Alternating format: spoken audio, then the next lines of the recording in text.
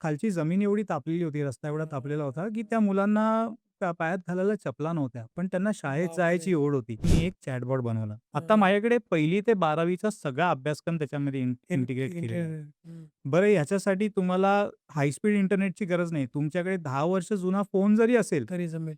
तरी त्याच्यावरती मुलगा त्याचं अध्यापन त्याच हं. प्रकारे करू शकतो. विचार मनामध्ये यायचा, "अरे आपण शाळांपर्यंत पोहोचलो. पण आज माझ्या या जिल्हा परिषदची मुलं जे घरी बसलेले आहेत, घरी बसलेले. त्यांच्यासाठी काहीतरी केलं पाहिजे, की त्यांच्या घराघरापर्यंत पोहोचू शकलो आपण." खरं आहे. तिथे ध्वनी यायचा विचार वाह! माझ्या डोक्यात आला. पूर्ण इंडेक्स दिसेल. आता त्याच्यामधला आपण एखादा धडा निवडायचा. जो आपल्याला शिकायचा आहे तो धडा आपण निवडायचा. साधारणपणे अर्ध्या मिनिटामध्ये आपल्याला समोरून उत्तर येतं. म्हणजे गावात पॉप्युलेशन आहे, गावात मुलं आहेत, आहेत, आहेत. पण ते शाळेकडे जात नव्हते. ते शिक्षणाला पण का जर काही शंका असतील तर तरी क्लिअर होऊ शकते. हो. तुला हा भाग समजला का? हे पाहण्यासाठी मला या सोप्या प्रश्नाचे उत्तर सांग. शिवरायांनी स्वराज्य स्थापनेची प्रतिज्ञा कोणत्या मंदिरात घेतली? उत्तर नक्की सांगा. मी वाट पाहत आहे. आणि 2010 मध्ये माझं एक डिजिटल क्लासरूमचं डिव्हाइस बनवलं, जे सौर ऊर्जेवरती चालतं आणि जे ऑपरेट करायला खूप बरं. सोपं असतं. आपल्याला जर ऑडिओ किंवा व्हिडिओ फाईल सेव्ह करायची असेल, तर आपल्याला खूप जागा लागते. बरोबर. पण आपण ह्याला JSON फाईलमध्ये सेव्ह करतो. त्याच्यामुळे त्याची साईज ही साईज एकदम. केबीमध्ये असते. नमस्कार मित्रांनो, हॅलो गाईज, कसे आहात? मी प्रसाद तुमचं स्वागत करतो द स्पेशल कोर्नरमाडीच्या आपल्या एका धमाकेदार आणि नवीन एपिसोडमध्ये. सो मित्रांनो, एकीकडे आपण बघतो की शहरातली मुलं ज्यांना हाय स्पीड इंटरनेट, मोबाईल किंवा हाय क्वालिटी एज्युकेशन अवेलेबल आहे. त्याच बाजूला आपण दुसऱ्या साईडला बघतो की गावातली मुलं किंवा खेड्यापाड्यातली मुलं ज्यांच्याकडे बेसिक एज्युकेशनसुद्धा अवेलेबल नाही आहे. म्हणजेच की बऱ्याच ठिकाणी आपण बघतो की 7वी शाळा असते किंवा 8वी शाळा असते किंवा 5वी शाळा असते किंवा काही ठिकाणी काही विषयांचे शिक्षक अवेलेबल नसतात. म्हणजेच की उदाहरणार्थ इंग्रजी विषयाचे शिक्षक अवेलेबल नसतात. सो याच धर्तीवर आजचे आपले जे गेस्ट आहेत त्यांनी विचार केला की आपण ग्रामीण भागामध्ये एक क्रांती आणू शकतो. तर इथून जन्म झाला ध्वनी एआयचा. म्हणजेच की मराठी शाळेतील मुलं त्या एआयशी गप्पा मारून सगळ्या गोष्टी शिकू शकतात. म्हणजेच की एक्झाम्पल जर मुलगा 8वीला असेल तर तो 8वीचे जे सगळा अभ्यासक्रम आहे तो शिकू शकतो आणि त्याच्याबरोबर तो संवाद साधून त्याला जे काही डाऊट्स असतील ते सॉल्व्ह करू शकतो. सो आज आपल्यासोबत ई प्रशाला आणि ध्वनी एआयचे फाउंडर आहेत म्हणजेच की प्रमोद शिंदे सर. सो आपण सरांसोबत ध्वनी एआयचा जन्म कसा झाला किंवा तुम्ही हे टूल कसं वापरू शकता याबद्दल किंवा ई प्रशाला काय याबद्दल अशा आपण खूप साऱ्या गप्पा मारणार आहोत. सो जर तुम्ही आपल्या पॉडकास्टवर नवीन असाल तर चॅनलला सबस्क्राईब करायला विसरू नका, कारण का मी नाही म्हणतो की the best is to come. आणि हा खाली हाईपचा ऑप्शन येईल तो क्लिक करायला विसरू नका, कारण का आपल्याला हा व्हिडिओ गावागावात पोचवायचा आहे. So enjoy the podcast. Let's go.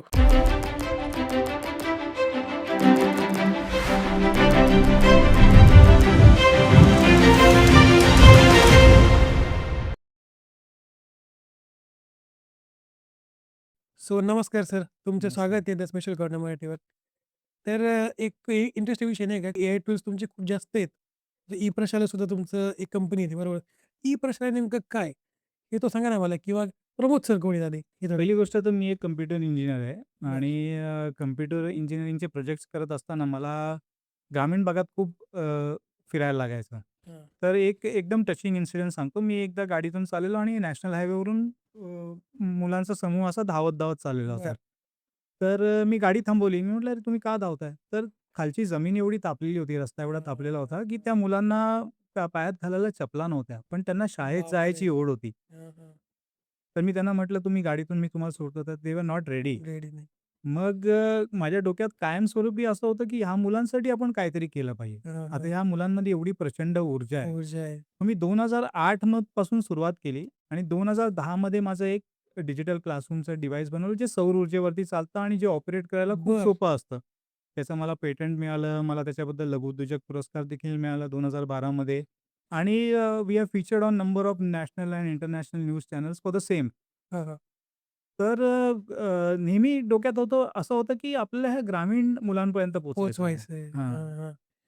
मग याच्यात तुम्ही 5,000 शाळा आणि 50,00,000 हां. विद्यार्थ्यांना पोहोचलेले आमचे आहेत. कोविडपर्यंतचा जो काउंट होता, हां. तोपर्यंत आम्ही काउंट ठेवलेला होता. ठेवला होता. साधारणपणे 5,000 च्याहून अधिक शाळा शाळा. झालेल्या आहेत. आता कदाचित तो आकडा 6,000 च्या पलीकडे गेला असेल हां. आणि 50,00,000 मुलं तर आम्ही मिनिमम कव्हर केलेली आहेत त्याच्यामध्ये. मग ते म्हणजे डिव्हाइस कसं होतं? काय होतं नेमकं? कसं? म्हणजे आमचं हे जे डिव्हाइस आहे, हे आम्ही ओळखलं की ग्रामीण भागामध्ये इन्फ्रास्ट्रक्चर लगेच आपण बिल्ड करू शकत नाही नाही करू शकत. किंवा जे बरोबर. पर्सिस्टंट प्रॉब्लेम्स आहेत. आता एखाद्या शाळेला आपल्याला जर का मुलांची पटसंख्या कमी होत असेल, हां, तर हां. त्याच्यासाठी आपल्याला लगेच काय ॲक्शन घेता येईल? हं. समजा मला ती इमारत बनवायची नवी किंवा काय करायचं असेल, तर बरोबर. त्याला बराच वेळ लागेल. बरोबर. त्याचं टाईम गव्हर्नमेंट एफर्ट. पॉलिसीज वगैरे सगळे इन्व्हॉल्व असतात. तर एकदम फास्ट सोल्युशन आपल्याला पाहिजे होतं. तर डिजिटल टीचिंग मला असं जाणवलं, की डिजिटल टीचिंग हं. आपण ह्या ग्रामीण भागामध्ये एक रेव्होल्यूशन करू शकतो. हं. आणि त्याच्यामुळे मी ही ई-प्रशाला संकल्पना माझी आली हं. आणि माझ्याकडे उदाहरणं आहेत, की आम्ही 1 वर्षभरामध्ये एका जिल्हा परिषद शाळेची पटसंख्या 45 हून 200 वरती नेलेली आहे. वाह! म्हणजे गावात पॉप्युलेशन आहे, गावात मुलं आहेत, आहेत, आहेत. पण ते शाळेकडे जात नव्हते. बरोबर. तर जशी आता सोय ना शाळेमध्ये सॉरी शहरात आहे तशी ग्रामीणकडे नाहीये. हां. ती भेटली तर मुलांना उत्सुकता ती आहे तिची. आता आपल्याकडे शहरामध्ये मुलांकडे iPad आहे, मुलांकडे मोबाईल आहे, मुलांकडे लॅपटॉप आहे, हाय स्पीड सगळंच. इंटरनेट कनेक्शन आहे. पण या ग्रामीण मुलांकडे काहीच नाहीये. काहीच नाही. तर आम्ही एक असं इक्विपमेंट बनवलं, ज्याचं मला पेटंट सुद्धा मिळालेलं आहे, हं. की ज्याची डिपेंडन्सी एकदम ऑलमोस्ट 0 आहे. बरं. सौर ऊर्जेवरती चालतं चालणार. आणि त्याच्या आतमध्येच कॉम्प्युटर इंटिग्रेटेड आहे आणि तो कुठल्याही सरफेसला टचमध्ये कन्व्हर्ट करू शकतो. बरं. असं एकदम ऑपरेट करायला सोपं आमच्याकडे 50-55 च्या एज ग्रुपमधले टीचर्स सुद्धा सहजपणे त्याला ऑपरेट करतात. वाह! आणि माझ्याकडे पहिलीची मुलं पण ऑपरेट करण्याचे सिच्युएशन्स आहेत. म्हणजे माझ्या YouTube चॅनलवरती तुम्हाला असंख्य हां, हां. व्हिडिओ मिळतील, की ज्याच्यामध्ये पहिली, दुसरीची मुलं त्याला ऑपरेट करतात आणि बरं. स्वतःचं अध्यापन स्वतः करतायत. कारण बरेच वेळेला काय होतं, की जिल्हा परिषद शाळा ह्या 1 शिक्षकी असतात किंवा बरोबर. 2 2 शिक्षकी. शिक्षक आहे. हं. तर या केसमध्ये मुलांना प्रत्येक शिक्षकाला प्रत्येक मुलापर्यंत किंवा तो वर्ग समजा ते 4थीचा वर्ग शिकवत असतील, तर पहिलीचा मुलगा पहिलीचं अध्यापन करू शकतो. बरोबर. तर ही टोटल संकल्पना होती माझी ई हां. प्रसाराच्या मागची. नाही मग मुलं कसं काय ते हँडल करू शकतात? म्हणजे ते एआय टूल त्याच्यामध्ये इंटिग्रेट होतं का? कसं होतं नाही, नेमकं? एआय टूल्स तर हे 2020 नंतरच वेगळी गोष्ट आमचं राहिली. हे आहे आणि ई प्रशाला हा जो डिजिटल तो वेगळा क्लासरूमचा जो कन्सेप्ट. सेटअप होता. हां. पूर्वी काय होतं, की डिजिटल क्लासरूम म्हटलं, की तुमच्याकडे एकतर टीव्ही लावला जायचा, का त्याला प्रोजेक्टर. कुठेतरी कॉम्प्युटर लावलेला असायचा, प्रोजेक्टर लावलेला असायचा. आणि काय व्हायचं, की मुलं एखादा व्हिडिओ किंवा चित्रपट पाहतायत, तसं ते बघत बसायचे. म्हणजे हां. इंटरॅक्शन खूप कमी असायचं. हां, हां. तर आमच्या ई प्रशालामध्ये आम्ही काय केलं, की आम्ही त्याला टू वे इंटरॅक्टिव्ह केलं. बरं. म्हणजे शिक्षकांच्या हातामध्ये छडी किंवा पेन दिलेला आहे, ज्याच्यामुळे शिक्षक फळ्याच्या बाजूला उभं राहून शिकवतात. म्हणजे त्यांना हां. ट्रेडिशनल क्लासरूममध्ये शिकवण्याचा एक आभास मिळतो. आभास मिळतो. हं. Not sitting in some corner. म्हणजे हं, हं. जर प्री ई प्रशाला जर आपण कळलं, डिजिटल कळलं. टीचिंग डिव्हाइस बघितले, तर शिक्षक कुठेतरी माऊस घेऊन बसलेले असायचे आणि ऑपरेट ऑपरेट करायचे. करतात. आणि ते व्हिडिओ चालू असायचे. बरोबर. पण आम्ही काय केलं, शिक्षकांच्या हातात छडी दिली. त्याच्यामुळे शिक्षक ॲक्चुअली इंटरॅक्ट करतायत. जनरेट करतात. म्हणजे शिक्षकांचं हं, प्रेझेन्स हं. तिथे आला. आहे. आम्ही मुलांच्या हातामध्ये रिमोट कंट्रोल दिले, वाह! ज्याच्याने ते परीक्षा देऊ शकतात. त्याच्यामुळे मुलांना माहिती आहे, की मला ह्या विषयावरती परीक्षा द्यायची आणि मुलं आनंदाने परीक्षा देतात. देतात आणि त्यामुळे ते अटेंटिव्ह राहतात. खरं आहे. हा आमच्या प्रोजेक्टचा सक्सेस होण्याचा रिझनच हा आहे, की हे हं. इंटरॅक्टिव्ह होतं. खरं आहे. याचे व्हिडिओ आपण टाकू मध्ये ॲड करायचं म्हणजे कळेल हां. लोकांना की नेमकं हां, ही नेमकं कसं कन्सेप्ट चालतं, कशी आहे. कसं काम चालतं. काम बरोबर. चालतं. याच्यानंतर एक हां. मेन कन्सेप्ट तुमच्याकडे येते ही प्रश्नाला चांड ती म्हणजे दोन्ही एआय टीचर. हां. तर ही कन्सेप्ट काय? ही कधी जन्माला आली किंवा काय खूप उत्सुकता आहे मला याच्या बाबतीत. ही हां, हां. कन्सेप्ट काय आहे नेमकं? ॲक्चुअली 2020 मध्ये ज्यावेळेला कोव्हिड आला, म्हणजे एव्हरीबडी वॉज सरप्राईज. कोणालाही अपेक्षित नव्हतं. काहीच नव्हतं. आणि सगळ्यात पहिली गोष्ट जी बंद झाली, ती शाळा. लॉकडाऊन लागायच्या आधी ती होती शाळा. आणि मला त्या पिरियडमध्येच मी रिअलाईज केलं, की सगळ्यात शेवटी उघडेल ती शाळा. शाळा. आणि बरं. तसंच झालं. हं. 3 वर्ष शाळा बंद होत्या. ज्यावेळेला चेहऱ्यावरचे मास्क उतरले लोकांचे, त्यावेळेला मुलं शाळेत जायला शाळेत लागली. जायला लागली. तर ह्या 3 वर्षाच्या कालावधीमध्ये मला नेहमी अ, अ, विचार मनामध्ये यायचा, "अरे, आपण शाळांपर्यंत पोहोचलो. पण आज माझ्या या जिल्हा परिषदची मुलं जे घरी बसलेले आहेत, घरी बसलेले. त्यांच्यासाठी काहीतरी केलं पाहिजे, की त्यांच्या घराघरापर्यंत पोहोचू शकलो आपण." खरं आहे. ही प्रशा तर शाळेत पोहोचली, शाळेत पण पोहोचली. मुलाच्या घराघरापर्यंत आपण कसं पोहोचणार? बरोबर. तर तिथे ध्वनी यायचा विचार वाह! माझ्या डोक्यात आला. हां. मी संकल्पना मांडली बऱ्याच लोकांसमोर. हं. आमच्याबरोबर ज्यांनी अगोदर काम केलं त्यांच्यासमोर संकल्पना मांडली. तर ते त्यावेळेला अशी उत्तर आली, की "हा आपण करूच शकत नाही." हं. का बरं? आणि मी का बरं म्हणजे त्यावेळेला टेक्नॉलॉजीचं लिमिटेशन होतं एक. बरं. टेक्नॉलॉजीचं लिमिटेशन आणि परत there are various things vernacular language Marathi भाषेमध्ये आपण कसं करायचं? हं, हं. मग ती कशी बोलेल? आणि हे सगळे असंख्य प्रश्न त्यांनी माझ्यासमोर उद्भवले. ठेवले. त्याच्यानंतर मी आउट ऑफ इंडिया प्रयत्न करायचा सुरुवात केला, की कोणतरी आपल्याला मदत करेल. हां. तर माझ्याकडे कोटेशन आहे. ₹80,00,000 चं कोटेशन मला आलेलं होतं हे सगळं प्रोजेक्ट करण्यासाठी. 80,00,000 ₹80,00,000चं चॅटबॉट कोटेशन करता. आलेलं आहे. चॅटबॉट बनवण्यासाठी ज्याच्यामध्ये माझा सगळा अभ्यासक्रम त्याच्यामध्ये असेल. मी म्हटलं, "अरे मला मुलांना फ्री द्यायचं आहे. खूप मी कसं जास्त काय एवढं आहे, खर्च खूप जास्त करीन?" आहे. मग तरी मी हार नाही मानली. मी 3-4 वर्ष कंटिन्युअस स्ट्रगल करत राहिलो. त्याच्यानंतर 2024 मध्ये मी एक चॅटबॉट बनवला, हां. ध्वनी. ज्याच्यामध्ये आम्ही अभ्यासक्रम एक-एक करून इंटिग्रेट करायला लागलो. पहिली इयत्ता, दुसरी इयत्ता, तिसरी इयत्ता. आता हां. माझ्याकडे 1ली ते 12वीचा सगळा अभ्यासक्रम त्याच्यामध्ये इंटिग्रेट केलेला आहे. हं. बरं ह्याच्यासाठी तुम्हाला हाय स्पीड इंटरनेटची गरज नाही. तुमच्याकडे 10 वर्ष जुना फोन जरी असेल, तरी जमेल. तरी त्याच्यावरती मुलगा त्याचं अध्यापन त्याच हम्म. प्रकारे करू शकतो. म्हणजे हो. ज्या गोष्टी मला त्याच्यामध्ये इन्कॉर्पोरेट बरोबर. करायच्या होत्या, जे मी गेले 15 वर्ष शिकलो, या शिकलो. ग्रामीण भागातील मुलांच्या गरजा ज्या मी शिकलो, हं. त्या सगळ्या गोष्टी मी त्याच्यामध्ये इन्कॉर्पोरेट करायचा खरंय, प्रयत्न खरंय. केला. ते होतं ना, की शहराच्या मुलांकडे काय होतं, की हं. ॲडव्हान्स मोबाईल आहे, हो. हाय स्पीड इंटरनेट आहे, पण ते गावच्या मुलांकडे किंवा झेडपी नाही. शेड मुलांकडे थोडं नाही. हाय स्पीड इंटरनेट पण नाहीये, मोबाईलचं पण प्रॉब्लेम किंवा जुना मोबाईल असला एखाद्याकडे. त्यामुळे हे दोन्ही आहे तुम्ही सांगितलं जसं, की कुठल्याही मोबाईलवर चालू शकतं. कुठल्याही मोबाईलवरती. म्हणजे कुठले म्हणजे समजा आता मी एखादा बेसिक चॅटबॉट तरी बनवला, पाहिजे. बरोबर? हं. आणि त्याला मी जर सांगितलं, की "बाळा तुला दर महिन्याला ₹100 भरायचे आहेत. नाही. तुला 15,000 चा नवीन फोन घ्यायला लागेल." तर त्याची जर त्या कुठल्याही प्रॉडक्टची जर आपण डिपेंडन्सी वाढवली, खरंय. तर त्याची स्केलेबिलिटी एकदम कमी होऊन कमी जाते. होणार. बरोबर. आता माझ्याकडे केसेस आहेत, की 2G कनेक्शन स्टेबल पाहिजे. 2G कनेक्शन म्हणजे 256 केबीपीएसचं डेफिनेशन आहे, की 2G बेसिक आहे. तरी. हां. हं. 2G कनेक्शन पाहिजे आणि 10 वर्ष जुन्या फोनवरती पण हा चालू ॲप शकतं. सेम ॲक्युरसीनी आणि सेम एफिशियन्सीनी चालतो. चालतं. दोन्ही एआय टीचर कसं काम करतं किंवा आपण काय करू सर, की आता एआयचं डायरेक्ट ट्रायलच बघू. मला सांगा, की कसं हे वर्क करतं. हां. का आपण डायरेक्ट रेकॉर्डिंग ऑन करून दाखवू तुम्हाला, हां. की कसं काम करतात? सर्वप्रथम तर तुम्हाला Google Chrome ओपन करून माझ्या वेबसाईटवरती जायचं, जिचं नाव आहे eprashala.com.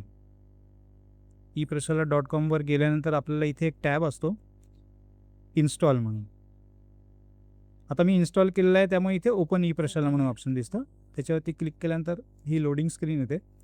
खाली गेल्यानंतर तुम्हाला इथे एक ऑप्शन दिसेल, टॉक टू ध्वनी एआय टीचर. ह्याच्यावरती आपण क्लिक केलं, की इथे परत आपल्याला एकदा टॅप करायला लागतं. आता इथे मीडियम आहे. मराठी मीडियम आणि इंग्लिश मीडियम. आपल्याला जी मीडियम पाहिजे ती आपण सिलेक्ट करायची. आपण मराठी मीडियम सिलेक्ट करू. त्याच्यानंतर इथे त्याच्या शेजारी आहे स्टँडर्ड. आपण इथे स्टँडर्ड घेऊ, समजा 4th स्टँडर्ड घेतलं.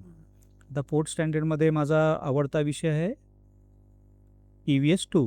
महाराजांचा इतिहास त्याच्यामध्ये शिकवलेला आहे. आपण तो सिलेक्ट करू. सिलेक्ट केल्यानंतर आपल्याला इथे पूर्णपणे आपला जो स्कूलचा टेक्स्टबुकमधला जो इंडेक्स आहे, तो आपल्याला इथे दिसेल. पूर्ण इंडेक्स दिसेल. आता त्याच्यामधला आपण एखादा धडा निवडायचा. जो आपल्याला शिकायचा आहे तो धडा आपण निवडायचा. साधारणपणे अर्ध्या मिनिटामध्ये आपल्याला समोरून उत्तर येतं. ही मराठी मिळतोय. हां, मराठीमध्ये. लोकल भाषा. माझ्या लाडक्या बाळा, तुमचे खूप खूप स्वागत. आज आपण तुमच्या आवडीच्या परिसर अभ्यास भाग -2 मधील अतिशय सुंदर आणि प्रेरणादायी धडा शिकणार आहोत. धड्याचे नाव आहे 6. स्वराच्या स्थापनेची प्रतिज्ञा. चला, आपण एका छान गोष्टीसारखा हा धडा समजून घेऊया. रायरेश्वराचे देऊळ पुण्याच्या नैऋत्येला असलेले रायरेश्वराचे देऊळ हे अतिशय सुंदर आणि शांत ठिकाण होते. इ.स. 1645 मध्ये शिवराय अवघ्या 15 ते 16 वर्षांचे असताना त्यांनी तिथे आपल्या सवंगड्यांना गोळा केले. तिथे जंगलामध्ये महादेवाच्या मंदिरात शिवराय आपल्या मावळ्यांशी मनातील एक मोठी गोष्ट बोलणार होते. शिवरायाचे तळमळीचे शब्द शिवराय अख्ख्या सवंगड्यांना म्हणाले, माझ्या मित्रांनो, आपण किती दिवस दुसऱ्याची गुलामगिरी करायची? परकीय राजांसाठी किती दिवस मरायचे? आपण स्वतःचे स्वतंत्र राज्य म्हणजेच स्वराज्य स्थापित करायचे. हे स्वराज्य सर्वांचे असेल. ते ऐकून सर्व मावळ्याचे रक्त सळसळू लागले. त्यांचे डोळे चमकू लागले. शिवरायांची आणि मावळ्यांची प्रतिज्ञा. शिवरायाच्या शब्दांनी मावळ्यांना खूप बळ मिळाले. सर्वांनी रायरेश्वराच्या महादेवाला साक्ष ठेवून प्रतिज्ञा केली, आम्ही आमचे हे स्वराज्य स्थापित करण्यासाठी आमचे सर्वस्व, अगदी आपले प्राणही पणाला लावू. शिवराय म्हणाले, हे राज्य व्हावे अशी श्रींची इच्छा आहे. अशा प्रकारे रायरेश्वराच्या मंदिरात स्वराज्याची पहिली प्रतिज्ञा झाली. यानंतर शिवराय आणि त्यांचे मावळे स्वराज्याच्या कामाला वेगाने लागले. चला, एक छोटीशी ठाव घेऊया. माझ्या गोड बाळा, तुला हा भाग समजला का? हे पाहण्यासाठी मला या सोप्या प्रश्नाचे उत्तर सांग. शिवरायांनी स्वराज्य स्थापनेची प्रतिज्ञा कोणत्या मंदिरात घेतली? उत्तर नक्की सांगा, मी वाट पाहत आहे. आता आम्ही ज्यावेळेला हे ॲप बनवलं, त्या ॲपमध्ये तुम्ही जर 4थीचा पाठ निवडला, तर तो 4थीच्या मुलाच्या अंडरस्टँडिंगनुसार तुम्हाला उत्तर देणार. त्याच्या लेव्हलनुसार उत्तर देणार. आता ह्यालासुद्धा आम्ही काय केलं, की ह्यालासुद्धा आम्ही इंटरॅक्टिव्ह ठेवलेलं आहे. म्हणजे समोरचा मुलगा नुसता ऐकत नाहीये, तर ती त्याला प्रश्नसुद्धा विचारते. आता समजा मी इथे उत्तर दिलं, रायरेश्वराच्या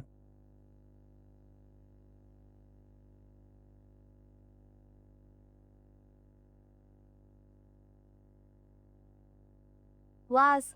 अगदी बरोबर उत्तर दिले माझ्या बाळा. खूप छान. तुम्ही अगदी लक्ष देऊन शिकत आहात. रायरेश्वराच्या देवळातच शिवरायांनी आपल्या सहकाऱ्यांसह स्वराज्याची प्रतिज्ञा घेतली होती.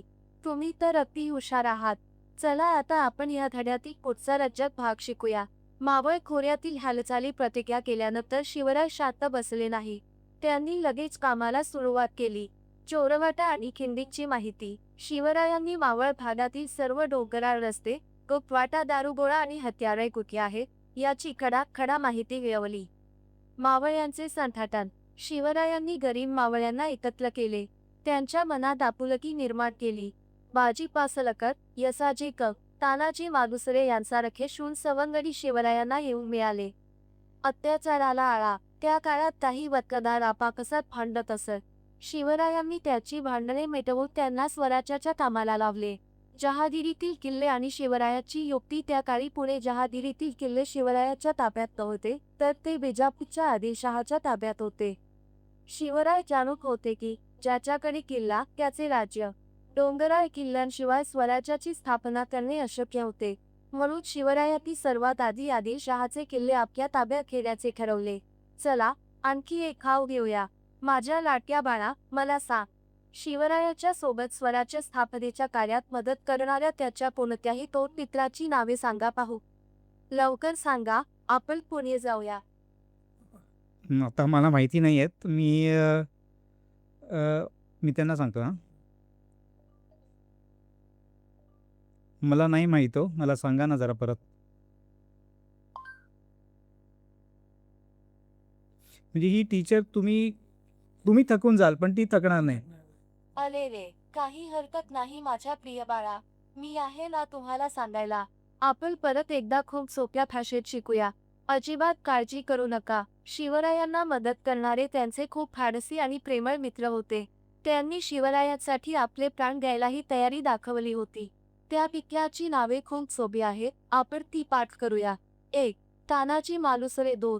यसाची कल्ती. बाजी पासलकर. चला माझ्यासोबत एकदा म्हणा पाहू. तानाजी आणि यसाची. आता तुम्हाला ही नावे नेहमी लक्षात राहतील, हो ना? तोरणा किल्ला आणि स्वराज्याचे तोरण. आता आपण या धड्यातील सर्वात महत्त्वाचा भाग शिकणार आहोत. शिवरायांनी स्वराज्याचे तोरण बांधण्यासाठी पहिला कोणता किल्ला निवडला माहिती आहे? त्या किल्ल्याचे नाव होते तोरणा किल्ला. हा आता आपण पाहिलं की एखादा विद्यार्थी थकून जाईल, पण आमची ध्वनी थकणार नाही आणि त्याला समजेपर्यंत ती त्याला शिकवत राहील. आता हे संपूर्ण जे आपण चॅट केली, ही संपूर्ण आपण डाउनलोड करून PDF फाईलमध्ये सेव्ह करू शकतो. त्याच्यानंतर इथे वॉच व्हिडिओ म्हणून फंक्शन आहे, ज्याच्यावरती क्लिक केल्यानंतर ह्या चॅप्टरशी संबंधितच ते तुम्हाला YouTubeचे लेसन्स तुम्हाला याच्यामध्ये दाखवेल. बर. आणि त्याच्यानंतर अजून एक इथे फंक्शन असं आहे, की तुम्हाला जर का काही डाऊट असेल, हं. तर तो डाऊट तुम्ही इथे एक कॅमेऱ्याचं बटन आहे. हं. त्या कॅमेऱ्यावरती क्लिक केल्यानंतर तो तुम्हाला एखादा तुमच्याकडे टेक्स्टबुकमधला एखादा पॅराग्राफ आहे, हं. तो तुम्ही ओपन करून त्याला स्कॅन करू शकता आणि त्याच्यावरती ती तुम्हाला एक्सप्लेन उत्तर करेल. देऊ शकते. एखादा फोटो असेल त्या टेक्स्टबुकमध्ये, तर तो फोटो आपण स्कॅन करून इमिडिएटली तिला विचारू शकतो. त्याच्यानंतर आपल्याला खाली राईट हँड साईडला दिसतंय, की आता माझे रन्स 14 झालेले आहेत. याचा अर्थ मी 14% धडा कंप्लीट केलेला आहे. केलेलं आहे. ते धावा म्हणजे रन आहे. धावा म्हणजे रन्स रन आहेत. आहे. जेवढं तुम्ही धडा 100% कंप्लीट कराल, हां, हां, हां. तेवढं तुम्हाला 100 पर्यंत जाता म्हणजे एक हां. मुलांना पण एक Correct. मोटिव्हेशन मिळतं, की मी आज सेंच्युरी कंप्लीट केली. वा. त्याच्यानंतर इथे क्विज म्हणून एक ऑप्शन आहे. बरं. म्हणजे आपण जे आत्तापर्यंत शिकलो या पूर्ण त्याच्यावर. चॅटमध्ये, हं. त्या पूर्ण चॅटवरती ती तुम्हाला प्रश्न उत्तरं घेईल. म्हणजे हे पूर्णपणे आम्ही इंटरॅक्टिव्ह बनवलेलं आहे. बनवलेले. मग आता याच्यामध्ये हा मग असा विषय आला नाही का, की समजा कोणाकडे नेट जर का नसेल जास्त, हां. तर मग दुसरीकडे गेलं कुठं हां. वायफायवर आता आपण यूज आपण करून काय करू? आपण इंटरनेट कनेक्ट ह्या फोनला आपण एअरप्लेन मोडमध्ये टाकू हां. आणि हे परत रन करून बघूया. प्लीज. ओके. आता आपण काय करूया, या फोनला आपण एअरप्लेन मोडमध्ये टाकूया. हां. जेणेकरून आपल्याला जे ऑफलाईन चालतं ते फंक्शन सुद्धा तुम्हाला समजून येईल. हं, हं. आता आपण पाहिलं तर पूर्णपणे आपलं मोबाईल जो आहे हा इंटरनेटपासून दूर आहे. बंद झालं इंटरनेट. तर आपल्याकडे इथे एक हिस्ट्री पाहण्याचं ऑप्शन आहे. Past lessons. तर या पास्ट लेसन्समध्ये आपण जे पण धडे पाहिलेले होते, ते सगळे धडे आपल्याला ह्याच्यात दिसतात. बरं ते आपण आपल्या मित्रांबरोबर पण शेअर करू शकतो. म्हणजे एखाद्या बरं. शिक्षकाने ते शिक्षकाला पाहायचं असेल, तर शिक्षक सुद्धा ते मुलांपर्यंत शेअर करू शकतात किंवा इतर शिक्षकांबरोबर शेअर करू शकतात. आता हे मी क्लिक केलं. आता मी समजा पहिला प्रश्न जो विचारलेला होता, त्याच्यावरती खाली एक मला प्ले बटन आहे. त्या प्ले बटनवरती क्लिक केलं की हे माझ्या लाडक्या बाळा परत तुमचे खूप पूर्ण. खूप हं. स्वागत. आता हा फोन आज आपण पूर्णपणे तुमच्या इंटरनेटपासून दूर आहे. आवडीच्या परिसर अभ्यास ऑफलाईन भागाचा मोडमध्ये आहे. मधील अतिशय सुंदर आणि प्रेरणादायी धडा शिकणार आहोत. धड्याचे नाव आहे 6 स्वराज्य स्थापनेची पूर्ण offline प्रक्रिया. आहे आता. चला आपण एका छान गोष्टीसारखा हा धडा समजून थोडक्यात घेऊया. ते सेव्ह करतं का डाउनलोड करून ठेवतं? रायरेश्वराचे ह्याच्यामध्ये काय आहे, पूर्वजांनी की असलेले आपल्याला पण माहिती आहे रायरेश्वर साधारणपणे हे अतिशय सुंदर आपल्याला जर ऑडिओ किंवा व्हिडिओ फाईल सेव्ह करायची असेल, तर आपल्याला खूप जागा लागते. बरोबर. पण आपण ह्याला JSON फाईलमध्ये सेव्ह करतो. त्याच्यामुळे त्याची साईज ही साईज केबीमध्ये असते. टीव्हीमध्ये आणि त्यामुळे ते Catchy file शेअर आहे. करणं पण खूप सोपं होऊन जातं हं. आणि ते फोनमध्ये स्टोअर करणं पण खूप सोपं खूप होऊन जातं. सोपं आता. मग ते आता आता तर तुम्ही पाहिलं, की हे पूर्णपणे ऑफलाईन चालू आहे. आपल्या offline फोनमध्ये चालू. आता कोणत्याही प्रकारचं इंटरनेट नाहीये. जेवढे धडे मी शिकलेलो असीन, ते सगळे धडे याच्या सगळे. हिस्ट्रीमध्ये स्टोअर राहणार. जोपर्यंत हां. तुम्ही मॅन्युअली डिलीट करत नाही तोपर्यंत. तोपर्यंत. तोपर्यंत. तुम्ही म्हणजे एकदा एखाद्या आपण मुलाला त्याला जर वाटलं, की मला ह्या धड्याला जो शिकलेलो आहे मी हिस्ट्रीमध्ये जे नाव आहे, तो त्याचं नाव सुद्धा चेंज करू शकतो, की चॅप्टर सो अँड सो. म्हणजे त्याला लगेच रिकलेक्ट करता येईल. आणि एखादा पालक पण आहे. पालक ज्यावेळेला हं. मुलाच्या हातामध्ये मोबाईल देतो, त्यावेळेला ती बेस्ट हिस्ट्री ऑप्शन आहे. बघूनच समजून जाईल, की आज माझ्या मुलाने किती अभ्यास केलेला आहे. अभ्यास केलाय की नाही? केलाय की नाही ते सुद्धा कळेल. किती वेळ अभ्यास केलेला आहे, काय त्यांनी आज पाहिलेलं आहे. बरोबर आहे. बरं आम्ही इथे पण नाही थांबलो. कारण आज आपल्याकडे 40 करोडपेक्षा जास्ती मुलं ग्रामीण भागामध्ये शालेय शिक्षणामध्ये आहेत. बरोबर. आज 40 करोड हा खूप खूप मोठा मोठा नंबर नंबर आहे. आहे हा. म्हणजे आज हं. अमेरिकेचं जर सगळं पॉप्युलेशन कन्सिडर केलं तर किती त्याच्यापेक्षा हा नंबर जास्ती आहे. म्हणजे जर आपण 2047चं जर स्वप्न बघतोय, हं. तर या 40 करोड मुलांना विसरून चालणार नाही. 100% आणि मी तर म्हणतो, की आमचे जे शिक्षक आहेत, शिक्षक बांधव जे आहेत, हं. ते खऱ्या अर्थाने देशाचे शिल्पकार आहेत. खरं आहे. कारण ते जसे मुलांना घडवतील तसाच आपला देश घडेल. तर हे ॲप शिक्षकांसाठी पण खूप महत्त्वाचं आहे. हं. आता तुम्हाला एक सोपं उदाहरण देतो यामध्ये. नाही शिक्षणाला पण का जर काही शंका असतील तर तरी क्लिअर होऊ शकते. हो, शंका असतील तर ते क्लिअर होऊ शकतात. परत ह्याच्यामध्ये आपल्याकडे 2 मोड आहेत. हां. एक विद्यार्थी मोड आहे आणि दुसरं शिक्षक मोड आहे. बरं. आता विद्यार्थी मोडमध्ये आपण पाहिलं, की ते आपल्याला एका मुलाच्या अंडरस्टँडिंग त्याच्या त्याच्या वयाच्यानुसार हिशोबाने. तुम्हाला शिकवतात. हां. आता शिक्षक मोडमध्ये आपण गेलो, की याचा उपयोग आपल्याला सहजपणे त्या धड्यावरती नोट्स बनवण्यासाठी होतो. हं. ज्या नोट्स ते शिक्षक मुलांशी शेअर करू शेअर करू शकतात. शकतील. म्हणजे त्यांना कॉम्प्युटरवरती बसून ते टाइप करत बसण्याची काही गरज काही नाही. गरज नाही. प्रश्नपत्रिका सेट करू शकतात. प्रश्नपत्रिका प्रश्नपत्रिका मी आता तुम्हाला लाईव्ह उदाहरण देतो ट्राय ना. करू आपण. आता आपण पाहूया, की हे ॲप शिक्षकांसाठी कसं महत्त्वाचं आहे. तर इथे हा राइट साइडचा जो बाण आहे, त्याच्यावरती आपण क्लिक केलं. इथे आपल्याला मोड सिलेक्ट करता येतो, शिक्षक की स्टुडंट. स्टुडंट. तर टीचर. टीचर टाकून मी समजा माझं नाव टाकलं. हं. तर it will address to me as Pramod. हं, हं. ओके. त्याच्यानंतर मी सेव्ह आणि क्लोज केलं. आता आपण धडा निवडला.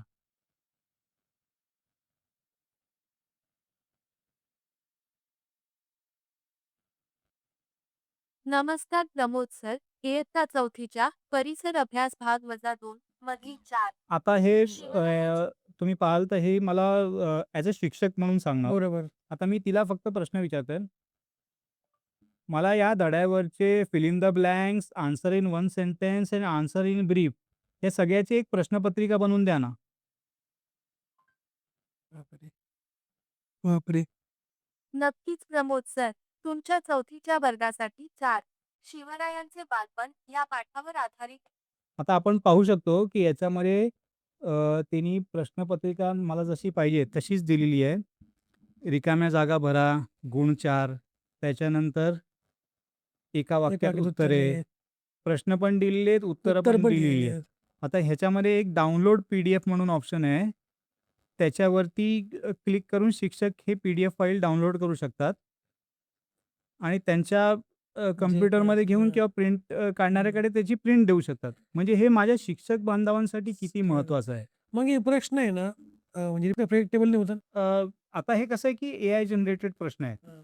तर हे शिक्षक त्यांच्या मनाचे प्रश्न आता तुम्हाला एकदा डॉक्युमेंट फाईल मिळाली, बरोबर. ते ऍड तर करा. तुम्ही त्यांच्यामध्ये प्रश्न डिलीट करू शकता, ॲड करू शकता. म्हणजे तुम्हाला शिक्षकांना जर स्वतःचे प्रश्न पण ॲड करायचे आहेत त्याच्यामध्ये, करा तर तुम्ही. ते ॲड करू शकतात. हं. आता परत मी हिला जर सांगितलं, की ह्याच्या व्यतिरिक्त मला दुसरी एक प्रश्नपत्रिका बनवून वेगळ्या दे, येतील. तर ती एक वेगळी प्रश्नपत्रिका बनवून देईल. हां. तर अशा पद्धतीने हे माझ्या शिक्षक बांधवांसाठी पण खूप महत्त्वाचं आहे. सगळ्यांसाठी म्हणजे मुलं हां, असतील, मुलं झाली, टीचर झाले. टीचर्स झाले, पॅरेंट्स झाले. पॅरेंट्स सुद्धा मॉनिटर करू शकतात. हां, हां, हां. आणि म्हणजे कुठल्याही वर्गाचा मुलगा. आता तुम्ही पाहिलं, की जर आपण 4th स्टँडर्डचा मुलाच्या हिशोबाने कन्सिडर केलं, तर ती 4th स्टँडर्डच्या अंडरस्टँडिंगच्या हिशोबाने तुम्हाला उत्तर देते.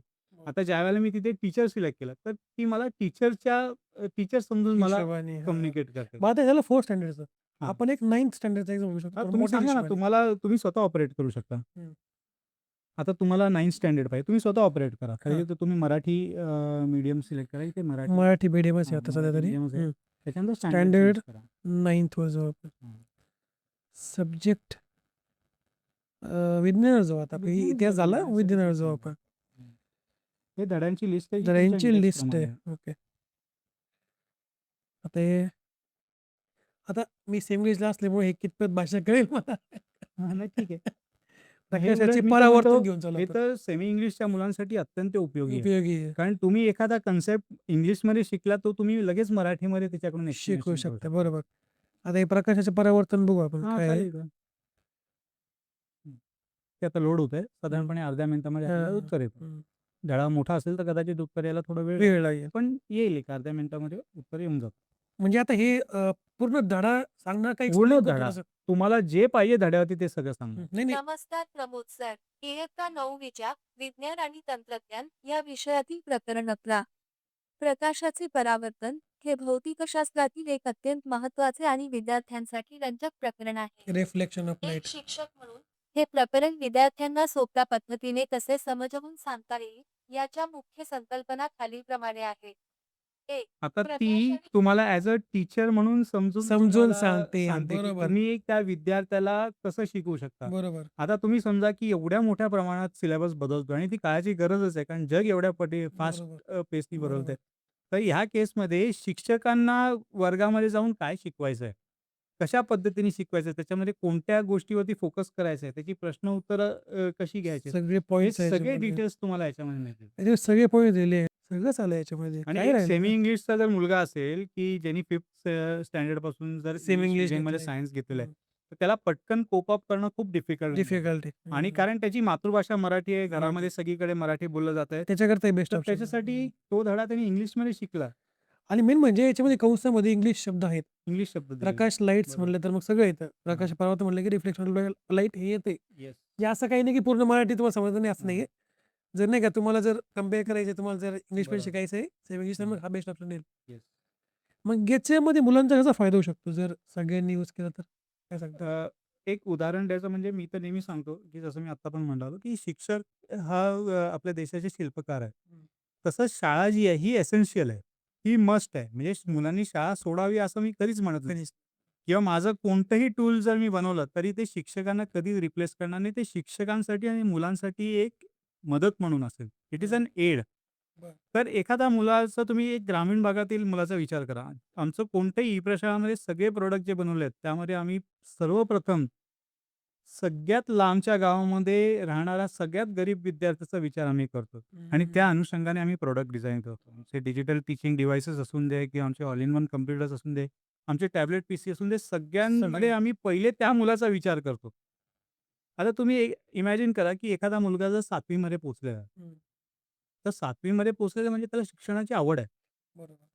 त्याला शिकायचं आहे. पण तो आता जिल्हा परिषद शाळेमध्ये तुम्ही पाहता, की नॉर्मली बिलो पॉवर्टी लाईन मुलं असतात. हं. कारण आज even lower middle class wants his child to go to an ICSE, CBSE school. CBSE pattern. आता हा जो वर्ग आहे, ह्या वर्गाला समजा त्याला शिकवणी लावायची असेल. हं. तर शिकवणी पहिली गोष्ट तर गावामध्ये नाहीये. नाहीये. त्याला तिथून तालुक्याच्या समजा ठिकाणी जायचं. 7-8 किलोमीटर ट्रॅव्हल करायचं झालं, तर त्याचा जाण्या-येण्याचा खर्च, त्याच्यात वाया जाणारा वेळ हं. आणि त्याची ट्युशनची फी. आणि एफर्ट त्याच्यावर. हे सगळं बेसिकली अफोर्डेबल होत नाही त्या मुलाला. तर ह्या केसमध्ये त्याच्याकडे समजा एखादा जुना फोन असेल, हं. तर तो त्या फोनवरती बेसिक 2G कनेक्शनमध्ये त्याचा अभ्यासक्रम करू शकतो करू पूर्णपणे. शकतो. सगळं म्हणजे त्याला त्याची पूर्ण ट्युशन क्लासेसमध्ये जे काही तो करेल, तो हे सगळं त्याला समजेपर्यंत त्या ध्वनीला विचारू शकतो. वाह! मग आता हे जर तुम्ही करू शकता, तर मग एखादा एक्सपर्ट बसलेला आहे जो एआय इंडस्ट्रीमध्ये त्यांनी हां. का नाही केलंय आतापर्यंत? का बेसिकली प्रयत्न कसं केला असतं, नसेल? की कोणताही प्रॉडक्ट आपण बनवतो. तर त्यामध्ये म्हणजे I am not criticising anybody, but hmm, hmm. त्यामध्ये एक आर-ओ-आय म्हणून असतो, कॅपेक्स असतं, ऑपरेटिंग एक्सपेन्स असतो. हे सगळ्या गोष्टी कन्सिडर केल्या जातात आणि बरोबर. त्यावेळेला एक प्रोजेक्ट सक्सेसफुल येतो. बरं. आता आम्ही ज्यावेळेला 2008 मध्ये सुरुवात केली आणि 2010 मध्ये ज्यावेळेला ई-प्रशाला बनवली, हं. त्यावेळेला आमच्याकडे व्हेंचर कॅपिटलिस्ट कोणी नव्हतं आणि आम्ही कोणाला अप्रोच पण केला नाही. माझे व्हेंचर कॅपिटलिस्ट कोण होते? कोल्हापूरमधले मूळचे कोल्हापूरचे डॉक्टर, ते राहतात पुण्यामध्ये. त्यांनी त्यांच्या आई-वडिलांच्या स्मरणामध्ये जिथे त्यांचे वडील शिकलेले, तिथे त्यांनी ई-प्रशाला क्लासरूम डोनेट केला. असे माझ्याकडे 100 पेक्षा जास्ती उदाहरणं आहेत. वॉव! माझ्याकडे एक सोल्जर जम्मूच्या बॉर्डरवरती असणारा माझ्या कंटिन्युअस टचमध्ये होता. मी दिवाळीसाठी गावी येतोय, त्यावेळेला मला डिजिटल क्लासरूम इम्प्लिमेंट करून पाहिजे. त्यांनी त्याच्या पगारातून नांदेडमधल्या एका छोट्या गावामध्ये डिजिटल क्लासरूम लावला. माझ्याकडे ₹20-20 देणगी दिलेले पण पावत्या आहेत, की पालकांनी ₹20-20 कॉन्ट्रिब्यूट करून त्यांच्या शाळेमध्ये ही प्रशाला इन्स्टॉल केली. बापरे! एक जालनामधला खूप टचिंग इन्सिडेंट आहे. एक शिक्षक गरुडी समाजाचे होते, जे असे रशी मारून आपल्याला हे हां, करून बरोबर. हां, हां. हं. त्यांचा समाजच तो आहे. तर त्यांनी त्या पारंपरिक पद्धतीने डोनेशन जमा करून एका शाळेमध्ये ही प्रशाला इन्स्टॉल केली. तर तोच फ्लो मी पुढे ठेवलेला आहे. मी हे प्रॉडक्ट बनवलंय. हां, हां. त्याच्यामध्ये मी गरीबातल्या गरीब विद्यार्थ्याचा विचार केलेला, की त्याच्यापर्यंत गरजेचं शिक्षण कसं पोहोचू शकेल. मी असा नाही विचार केला, की मी ह्याला कसं कमर्शियलाइज करेन. तो माझ्याकडे सेकंड पार्ट आहे. म्हणजे जसं मी आता महाराष्ट्राचा केलं, तसं मी इतर राज्यांचं पण करू शकतो. मी महाराष्ट्राला फ्री दिलं, पण आय मे नॉट बरोबर. Give it to the other states for free. I will तुम्ही try to at least point recover आहे. some. हं. It will definitely be the cheapest in the world and the best in the world. But पण तिथे कुठेतरी मी आर-ओ-आयचा विचार करेन. बरोबर. पण माझ्या मराठी शाळेत शिकणाऱ्या मुलांसाठी हे अजिबात नाही. कायमस्वरूपी फ्री हं. राहील. वॉव! तर हा माझा उद्देश होता, की जसं लॉकडाऊनमध्ये ह्या मुलांकडे अध्यापनासाठी काहीच साधन नव्हतं उपलब्ध. आणि 3 वर्ष शाळा बंद म्हणजे एका अवघड आहे. अ, हं, मुलाच्या आयुष्यामध्ये जर 3 वर्ष जर त्यांनी अध्यापनच केलं नाही, हं. तर he has lost so much of time in his life which cannot be recovered back. तुम्हाला सांगतो काय झालं, की लॉकडाऊनमध्ये आहे ना, की 3 वर्ष बरेच मुलं घरी होते हां. आणि ग्रामीण भागामध्ये बऱ्यापैकी मोबाईल पण नाही मोबाईल पण पालकांकडे नसतो. वगैरे किंवा छोटा मोबाईल किंवा त्याच्यामध्ये पूर्ण Zoom कॉल चालेलच ह्याची गॅरंटी नाही. गॅरंटी नाही. तर त्याच्यामुळे खूप जणांचं नुकसान झालं आणि खूप जणांना ते जे आहेत ना थोडासा अभ्यास वगैरे ते मागे पडले. मागे पडले. त्यामुळे त्यांना दोन्ही मदत करू शकेल. खूप मदत. आता म्हणजे येणाऱ्या काळामध्ये आता आपण तर लॉकडाऊनमधून बाहेर पडलेलो आहे. पण अजूनही ह्या भागातली शिक्षणाची जी गरज आहे, हं. ती अजून अनफुलफिल्ड आहे. अनफुलफिल्ड. जर माझं असं म्हणणं आहे, की 40 करोड मुलं जर आज भारतामध्ये ग्रामीण भागामध्ये शालेय शिक्षण घेत आहेत, हं. तर ह्यांच्याकडे कोणीतरी लक्ष दिलं पाहिजे ना. 100% मग मी का नाही? बरोबर. मी ऑलरेडी त्या क्षेत्रामधला आहे, मग मी का नाही? आणि मी ते करू शकतो, मग व्हाय शुड आय स्टे बिहाइंड?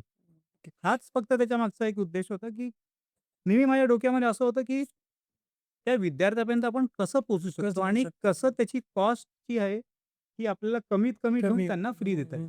मग आता ई-प्रशाला जे आहे ते शाळांकरता जे हं. डिव्हाइस आहे, ती थोडंफार का होईना पेड आहे त्याच्यावर बरोबर. हो, आम्ही त्याला सेल करतो. सेल आहेत बरोबर. आणि पण दोन्ही जे आहे ते म्हणजे पूर्ण फ्री आहे. पूर्णपणे फ्री आहे आणि येणाऱ्या काळामध्ये पण पूर्णपणे फ्री फ्री आहे. राहील. त्याच्यामध्ये काही कोणाला रुपये लागणार नाहीत. आणि मी इतर स्टेट्सला पण आम्ही प्रपोजल लिहिलंय. त्याच्यामध्ये we are asking funds from the E-Prashala government which E-Prashala. Should remain free for the children. हां, म्हणजे गव्हर्नमेंटकडून जर फंड्स मिळाले, तर मग हां. मुलांकरता फ्री राहील ते. बरोबर. वाह! तर असा आमचा एक उद्देश आहे. कारण जर एखाद्या मुलाचा फक्त एकच हात वाढला आणि दुसरा हात जर छोटा राहिला, तर आपण त्याला हेल्दी नाही म्हणणार. बरोबर. भारताला एक सुपर पॉवर बनायचं आहे, 2047चं जर आपण व्हिजन डोक्यामध्ये ठेवतोय, तर या रुरल सेगमेंटला आपण हं. इग्नोर करून नाही चालणार. नाही चालणार. हा खूप मोठा वर्ग आहे. खरं आहे, मग आता हे एआय टूल बनवणं, चॅटबॉट बनवणं थोडंसं अवघडच आहे. गेलं हं. असेल. एक सगळ्यात मोठी अडचण काय आली याच्यामध्ये आतापर्यंत? फंडिंगचा इश्यू की कसं काय? आत्तापर्यंत मला जी मी म्हटलं 2020 मध्ये ज्यावेळेला शाळा बंद झाल्या, त्यावेळेला ही संकल्पना माझ्या डोक्यात आली. हं. त्यानंतर बऱ्याचशा गोष्टींसाठी टेक्नॉलॉजीमध्ये आपण इतर लोकांवरती अवलंबून असतो. उदाहरणार्थ प्रोग्रामिंग झालं, गरज त्याच्यामधलं खूप साऱ्या गोष्टी असतात. आता जरी माझा हा फ्रंट एंड झाला, तरी बॅक एंडमध्ये आपल्याला कोणावरती तरी अवलंबून राहावंच राहावंच लागतं. लागतं. त्याच्याशिवाय तो प्रोजेक्ट सक्सेसफुल होत नाही. तर ही जी अडचण होती, ही मी 4-5 वर्ष ह्याच्याशी मी एकटा लढा देत होतो. हं. म्हणजे माझी टीम होती. पण तो लढा असा होता, की पहिली गोष्ट तर आम्हाला ज्यावेळेला आम्ही ही प्रशाला आणली, त्यावेळेला लोकं मला म्हणायचे, "अरे हा वेडा आहे. हा शहरातलं लाईफ सोडून गावामध्ये जातोय. त्यांच्याकडे तर खडू घ्यायला पण पैसे नाहीयेत. बरोबर. तू या शाळांना करतोयस." पण आम्ही तो एक प्रूफ ऑफ कन्सेप्ट एस्टॅब्लिश केला, हं. की आम्ही जिल्हा परिषद शाळेचं रूपडं बदलू शकतो. बरोबर. एक छोट्याशा टेक्नॉलॉजिकल हं. गोष्टींनी. नोशन. आणि त्यावेळेला आम्ही डोनेशन्स आणि कॉन्ट्रिब्युशन ह्याच्यावरती मोठ्या प्रमाणात म्हणजे येणाऱ्या 4-5 म्हणजे त्या 4-5 वर्षाचा जो फेज होता, त्याच्यामध्ये आम्ही कॉन्ट्रिब्युशन स्वरूपात आणि देणगी स्वरूपात खूप कामं केली. म्हणजे माझ्याकडे 150हून अधिक शाळा आहेत कोल्हापूरमध्ये, एकट्या कोल्हापूर एकट्या जिल्ह्यामध्ये, कोल्हापूरमध्ये. की जिथे कोणी नाही कोणी कोणाच्या तरी स्मरणार्थ एक प्रोजेक्टर डोनेट केलेला आहे.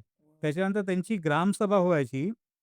बरेचशी मंडळी मुंबईला राहतात, तर त्यांची ग्रामसभा व्हायची आणि ते इमिडिएटली डिसिजन घेऊन टाकायचे, की आम्हाला या शाळेत तारखेला लावायचं आहे. लावायचं. आणि तुम्ही बिलीव्ह नाही करणार, आमच्याकडे कोल्हापूरमध्ये अजूनही अशी सिच्युएशन आहे, की त्या गावामध्ये प्रायव्हेट स्कूलपेक्षा माझ्या जिल्हा परिषद शाळेची पटसंख्या जास्ती आहे. जास्त आहे. मग आता हा प्रकार एक सांगा मला, की मग याची प्राइसिंग कशी ठरली जाते शाळांकरता? आता शाळांकडे कसं आहे, की ज्यावेळेला मला 2012 मध्ये लघु उद्योजक पुरस्कार मिळाला, त्यावेळेला मला समोरून खूप फोन यायचे, हां, की आम्हाला ही मशीन द्यायचंय, हां. आम्हाला शाळांना कॉन्ट्रिब्यूट करायचं, तर कसं करता येईल? तर आज जी एक साधारणपणे कॉम्प्युटरची किंमत असते, एक कॉम्प्युटर तुम्हाला किंवा लॅपटॉप तुम्हाला 35,000 ते 40,000च्या 40,000. रेटमध्ये हां, मिळतो. हां, तर ते आमचं स्टार्टिंग पॅकेज आहे. हां. म्हणजे एक कॉम्प्युटर ज्या किमतीमध्ये येतो, त्या त्या किमतीमध्ये तुम्ही किमतीमध्ये तुमच्या गावची शाळा डिजिटल करू डिजिटल शकता. करू शकतात. त्याच्यामध्ये टू वे इंटरॅक्शन आहे. टू की टू मुलं वे पण आहे. इंटरॅक्शनचा थोडासा महाग येतो, ज्याच्यामध्ये टच स्क्रीनचा बरं. फंक्शन हां, येतो, ओके. साधारणपणे 55,000च्या रेंजमध्ये येतो. नाही पण ठीक आहे. एकदमच हां. 1.5-2 लाख 4 लाख हां, अशी गोष्ट नाही ना, कारण 2-2.5 लाख किंवा जे त्यांना ऑपरेट करता येणार अशाच रेंजमध्ये बरोबर. नाहीये. परत आम्ही त्याच्यामध्ये असा पण विचार केला, की एक शिक्षकी शाळा असते, त्याच्यानंतर वर्ग छोटे असतात, वर्ग बरोबर. सिक्युअर्ड नसतात, वरती कौलं असतात, बरोबर. खिडक्या तुटलेल्या असतात. तर ती जे पूर्ण इक्विपमेंट आहे, हां. हे एका छोट्या कॅरी बॅगमध्ये बसतं आणि वाह! त्याचं वजन 4 किलो आहे फक्त आणि तो एखाद्या पहिलीच्या मुलाला जरी सांगितलं सेटअप करायला, तर त्याला 1 मिनिटपेक्षा जास्ती जास्त लागत नाही. लागणार नाही. हे तुम्ही सिंपल घ्या डिजिटल बोर्ड जरी मोठा, हां. तरी तो 1.5-2 लाखाच्या वर आहे. आज समजा आपण एक शिक्षकांना एक स्मार्ट बोर्ड दिला, एक स्मार्ट बोर्ड. कॉम्प्युटर दिला आणि प्रोजेक्टर दिला, तर त्याची जोडणी करायला साधारणपणे 7 ते 8 वायर लागतात बरोबर. आपल्याला. ते आपण शिक्षकांकडून अपेक्षा नाही ठेवू शकत, की राइट. ते 7 ते 8 वायर जोडतील. बरोबर. आमच्या युनिटला फक्त एक वायर सोपं जोडली, बटन दाबलं, की सगळं अर्ध्या मिनिटात तुमची समोरची स्क्रीन टच स्क्रीनमध्ये टच झालेली स्क्रीन असते. झाली असते. वॉव! आणि तर ही गोष्ट आम्ही 16 वर्षापूर्वी केलेली आहे. म्हणजे हां. आज तर मग हे टेक्नॉलॉजी खूप पुढे गेलेली सोलर आहे. पॉवर करावं असं का वाटलं? कारण मग डायरेक्ट लाईटचं प्लग कारण वगैरे ग्रामीण भागामध्ये विजेचा अजूनही खूप मोठी समस्या आहे. हं. तर त्याच्यामुळे आम्ही त्याला सोलार पॉवर्ड केलं, की समजा तुम्ही सोलार डिसाईड केलं, की हां. तुमच्याकडे वीज नाही आहे. माझ्याकडे कुडाच्या घरामध्ये शाळा डिजिटल केलेल्या केसेस आहेत. कुडाच्या घरामध्ये ज्याला भिंत नाही, भिंत नाही. बापरे! शेणाने सारवलेल्या कुडाच्या घरामध्ये शाळा भरतात हं. बुलढाणा ह्या जिल्ह्यामध्ये. मशीनमुळे डिजिटल आहे सगळ्या. तिथे पण आम्ही डिजिटल केलेलं. म्हणजे मग समजा आता सोलरचं ते डिव्हाइस आहे, तर मग त्याला चार्जिंग करण्याकरता बाहेरून ठेवावं लागतं का चालतं तसंच ते? नाही, ते डायरेक्ट सोलार पॅनलवरती चालतं. म्हणजे शाळा लाईट गेलं असतं. शाळा दिवसाच्या असतात आणि दिवसा सूर्य असतो. सोलर असतं. जमवून द्या डायरेक्ट. वाह! तुम्हाला मोस्ट ऑफ द केसेसमध्ये बॅटरी आणि इन्व्हर्टर पण सोलार एक पॅनल जोडला की चालून जातं सगळं. चालून जातं सगळं. हां. जो एआयडीचे होता दोन्ही, त्याच्यामध्ये आपण सगळं काही जाणून घेतलं. एकदम सगळ्यांकरता एकदम परफेक्ट सोल्युशन आहे. ग्रामीण मुलांकरता किंवा शहरी मुलांकरता पण पुढे जाऊ, की अ, तुम्ही होते इतके दिवस एज्युकेशन फील्डमध्ये. तर मग अचानक मग स्पिरिच्युअलीकडे कसं काय वळालात? 200 अधिक पुस्तकं तुम्ही आपली हिंदू संस्कृतीचे कसं काय त्याच्यामध्ये एन्कोड केली एआयमध्ये किंवा ते एआय टूल कसं आहे तर सांगा ना मला? ॲक्चुअली कसं आहे, की spirituality is the cornerstone of every individual. बरोबर. म्हणजे प्रत्येक माणूस हा स्पिरिच्युअल असतोच. असतोच. तर आता माझ्या जर्नीमध्ये मी असं नोटीस केलं, आता मी एवढ्या शाळांना जातो. तर वय वर्ष 14 नंतर मुलींची पटसंख्या झपाट्याने कमी होते. बरं. खास करून ग्रामीण भागामध्ये आणि reasons are obviously known. Menstrual cycle असते, हेल्थ पिरियड्स इश्यू वगैरे असतं. येतात. तर आणि ग्रामीण भागामध्ये ह्या विषयाबद्दल चर्चा सुद्धा होत नाही नाही जास्ती. होतच नाही. झिरो अवेअरनेस आहे याच्यावर. झिरो अवेअरनेस आहे आणि मुलीसुद्धा काय, की ते त्यांच्या पालकांना सुद्धा कधी-कधी नाही सांगत, डॉक्टरला सुद्धा कधी-कधी नाही नाही सांगत. सांगत. तर अशा ज्या खूप प्रायव्हेट गोष्टी असतात, त्यासाठी माझ्या डोक्यात आलं, की आपण एक आयुर्वेदिक गायनेकॉलॉजिस्ट का नाही बनवू? म्हणून मी डॉक्टर पी.ओ. बरं. म्हणून आयुर्वेदिक गायनेकॉलॉजिस्ट बनवली विच इज बेस्ड ऑन अष्टांग हृदय, सुश्रुत संहिता अँड चरक संहिता, which are the 3 foundational books of Ayurveda. Ayurveda. आणि ती मुलींच्या जे प्रश्न आहेत, त्यांना एकदम पोलाइटली आणि एकदम प्रायव्हेटली त्यांना समजेल त्यांच्या वयानुसार ती त्यांना उत्तरं देते आणि most of the solutions that she gives हं. हे तुम्हाला तुमच्या ट्रेडिशनल किचनमध्येच सापडतील. हां.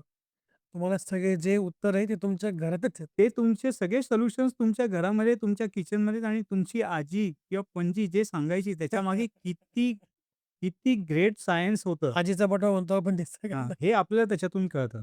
मग आता मग या सगळ्याचा आपण डेमो बघू शकतो का? जे मी आपण तुम्हाला आता एक छोटं एक उदाहरण देतो. समजा महिलांचा जो कॉमन प्रॉब्लेम असतो. आपण आता पाहूया, की आपण डॉक्टर पियूशी कसं बोलू शकतो. तर आपण ई-प्रशाला ॲप ओपन केला. Doctor PU. म्हणजे काय? डॉक्टर पिहू क्लिक केलं, की इथे वरती आपल्याला बुक सिलेक्ट करायचा ऑप्शन आहे. तिथे आपण टाइप करायचं डॉक्टर. डॉक्टर तो पी.यू. टॅब सिलेक्ट केला. असंच नाव आहे का डॉक्टर पी.यू.? हो, ते माझ्या बहिणीचं नाव आहे. बरं. ती गायनेकॉलॉजिस्ट आहे. हां, त्यांचं नाव तिच्याकडून दिलं. सगळं आम्ही शिकून मग त्याच्यामध्ये इन्कॉर्पोरेट केलं वाह! आणि म्हणून त्यामुळे तिला ते नाव देऊन पी.यू.च टाकलं. नाव दिलं. हां. मला पिरियड्स खूप इरेग्युलर असतात आणि त्या दरम्यान माझ्या पोटात खूप दुखतं, तर मला काहीतरी सोल्युशन द्या ना. नमस्कार, मी ध्वनी. मी तुमची कृत्रिम बुद्धिमत्तेवर आधारित ज्ञानमार्गदर्शक आहे. कसे आहात तुम्ही? तुम्ही निवडलेल्या प्राचीन ग्रंथांतील ज्ञानाच्या आधारे मी तुमच्या प्रश्नांना शक्य तितकी अचूक आणि संदर्भाधारित उत्तरे देण्याचा प्रयत्न करेन. तुम्ही या ग्रंथांशी संबंधित कोणताही प्रश्न निःसंकोचपणे विचारू शकता. वत्सा, तुझ्या वेदनेची जाणीव मला आहे. 15 वर्षांच्या कोवळ्या वयात शरीरात होणारे हे बदल कधी-कधी कष्टदायक वाटू शकतात. आपल्या आयुर्वेदीय प्राचीन ग्रंथांमध्ये याला रजःकृच्छ्र मेन्स्ट्रल डिस्ट्रेस किंवा कष्टार्तव या संदर्भात पाहिले जाते. प्राचीन श्लोकाचा आधार अष्टांग हृदय उत्तरस्थांमध्ये स्त्री आरोग्याबद्दल मार्गदर्शन करताना म्हटले आहे, वातादेर्दूषितैर्दोषैर्नायोनिरार्तवमुत्सृजेत. कष्टार्तव तदाहुस्त तात वात जयेत सदा. अर्थ, जेव्हा शरीरातील वात दोष प्रकुपित होतो, तेव्हा रजः प्रवृत्ती पिरियड्स वेदनादायक होते. अशा वेळी वात दोषाचे शमन करणे हेच आरोग्याचे मुख्य सूत्र आहे. तुझ्यासाठी मार्गदर्शन इंटरप्रिटेशन्स 14 तुला होणारा त्रास हा मुख्यत्वे शरीरातील अपान वायू च्या असंतुलनामुळे असतो. या प्राचीन ज्ञानानुसार तुझ्यासाठी काही महत्त्वाच्या गोष्टी: 1. उष्ण आणि पौष्टिक आहार.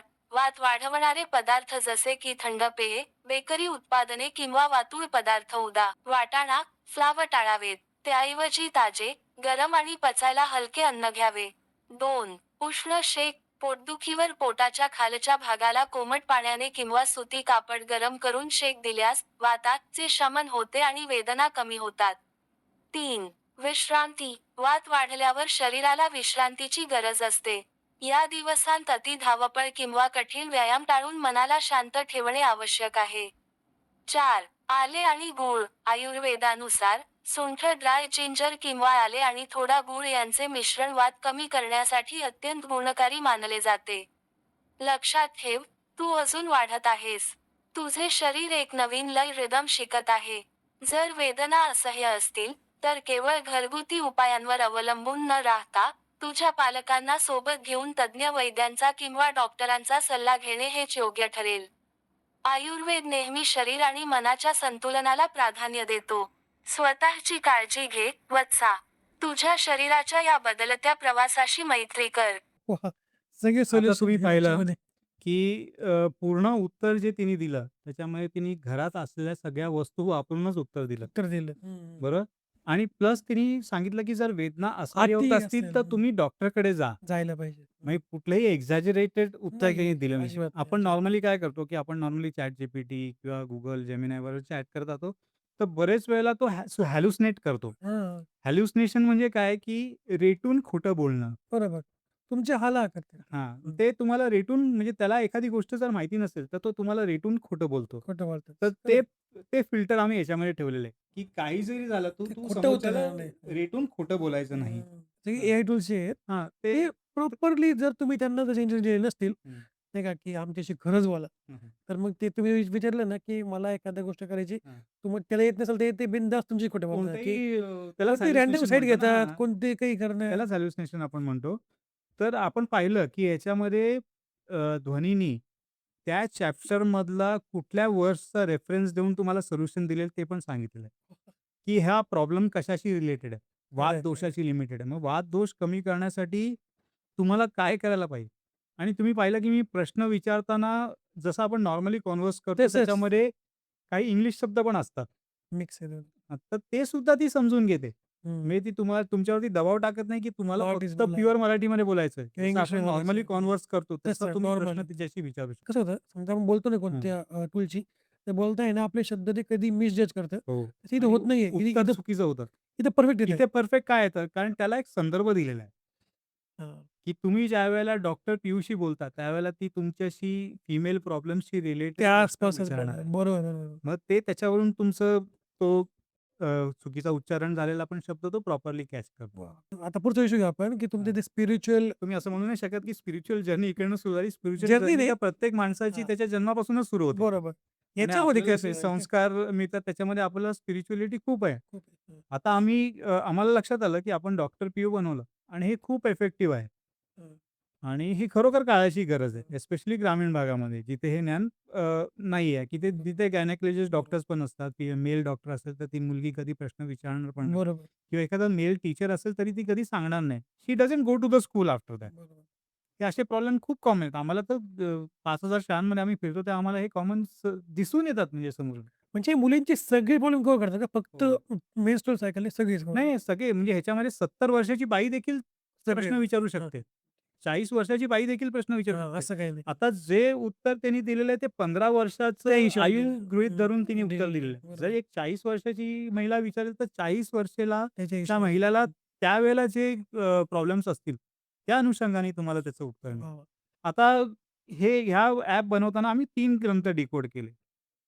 तर आमच्या डोक्यात आलं अरे आपण 3 ग्रंथ डिकोड करू शकतो तर मग सगळे का नाही? सगळीकडे. मग जेवढे ग्रंथ अवेलेबल होते ऑनलाईन, ज्याची पण सॉफ्ट कॉपी आम्हाला मिळाली, ते सगळे बरं. ग्रंथ आम्ही डिकोड केले.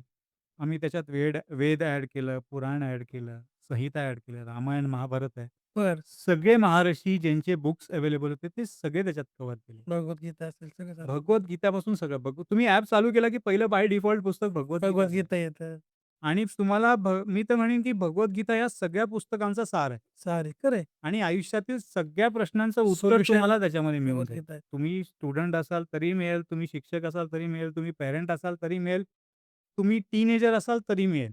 बरोबर. प्रत्येक गोष्टीचं सोल्युशन त्याच्यामध्ये आणि तुम्ही ज्यावेळेला भगवद्गीतेशी बोलता त्यावेळेला तुम्हाला लक्षात येईल, की it is giving you so comforting answers. म्हणजे हं. तुमचं 5 मिनिटाच्या कन्व्हर्सेशनमध्ये जर का तुमच्याकडे कॉग्निटिव्ह स्ट्रेस मेजर करण्याचं मशीन असेल, तर मी तर म्हणतो, की तुम्ही 5 मिनिटं कॉन्व्हर्स करा. तुमचा प्रॉब्लेम बोला. त्यावेळेला कॉग्निटिव्ह स्ट्रेस टेस्ट घ्या आणि त्याच्यानंतर स्ट्रेस टेस्ट घ्या. तुम्हाला इमिडिएटली तुमच्या माइंडच्या थिंकिंगमध्ये तुम्हाला वाह! सायंटिफिकली फरक दिसेल. वाह! काहीही प्रॉब्लेम असेल, तुम्ही काही ॲप लाईफचा ओपन प्रॉब्लेम करा. असेल, भगवद्गीतेवर जा. येस. तुम्हाला तुमचे जे प्रत्येक काही गोष्टीचं सोल्युशन मिळेल. मी तुम्हाला एक छोटं उदाहरण देतो, की माझी आउट ऑफ इंडियाची एक सिस्टर आहे. हं, तर तिचा नवरा तिला सोडून गेला. हं. तर सोडून गेला, महिना झाला आला नाही आणि तिच्याकडे 4 वर्षाचा मुलगा होता. तो 4 वर्षाचा मुलगा पण तिला 1.5 वर्ष IVF ट्रीटमेंट करून झालेला मुलगा होता. बरं. तर मला तिच्या बोलण्यामध्ये असं जाणवायला लागलं, की तो मुलगा सुद्धा आता तिच्यावरती एक ओझं झालेलं आहे. बरं. तर मी भगवद्गीतेशी कन्व्हर्सेशन केलं आणि मी ही सगळी गोष्ट सांगितली, की आज मातेला पण पुत्राबद्दल प्रेम नाही, पुत्राला पण मातेबद्दल प्रेम नाही. तर the answer that he gave त्याचा व्हिडिओ मी खास करून बनवलेला आहे YouTubeवरती. हं, तो हं, हं. बघावा सगळ्यांनी जाऊन. हं, हं. तर इट वॉज सो रिलॅक्सिंग. मी ती सगळी गोष्ट तिच्याबरोबर डिस्कस केली.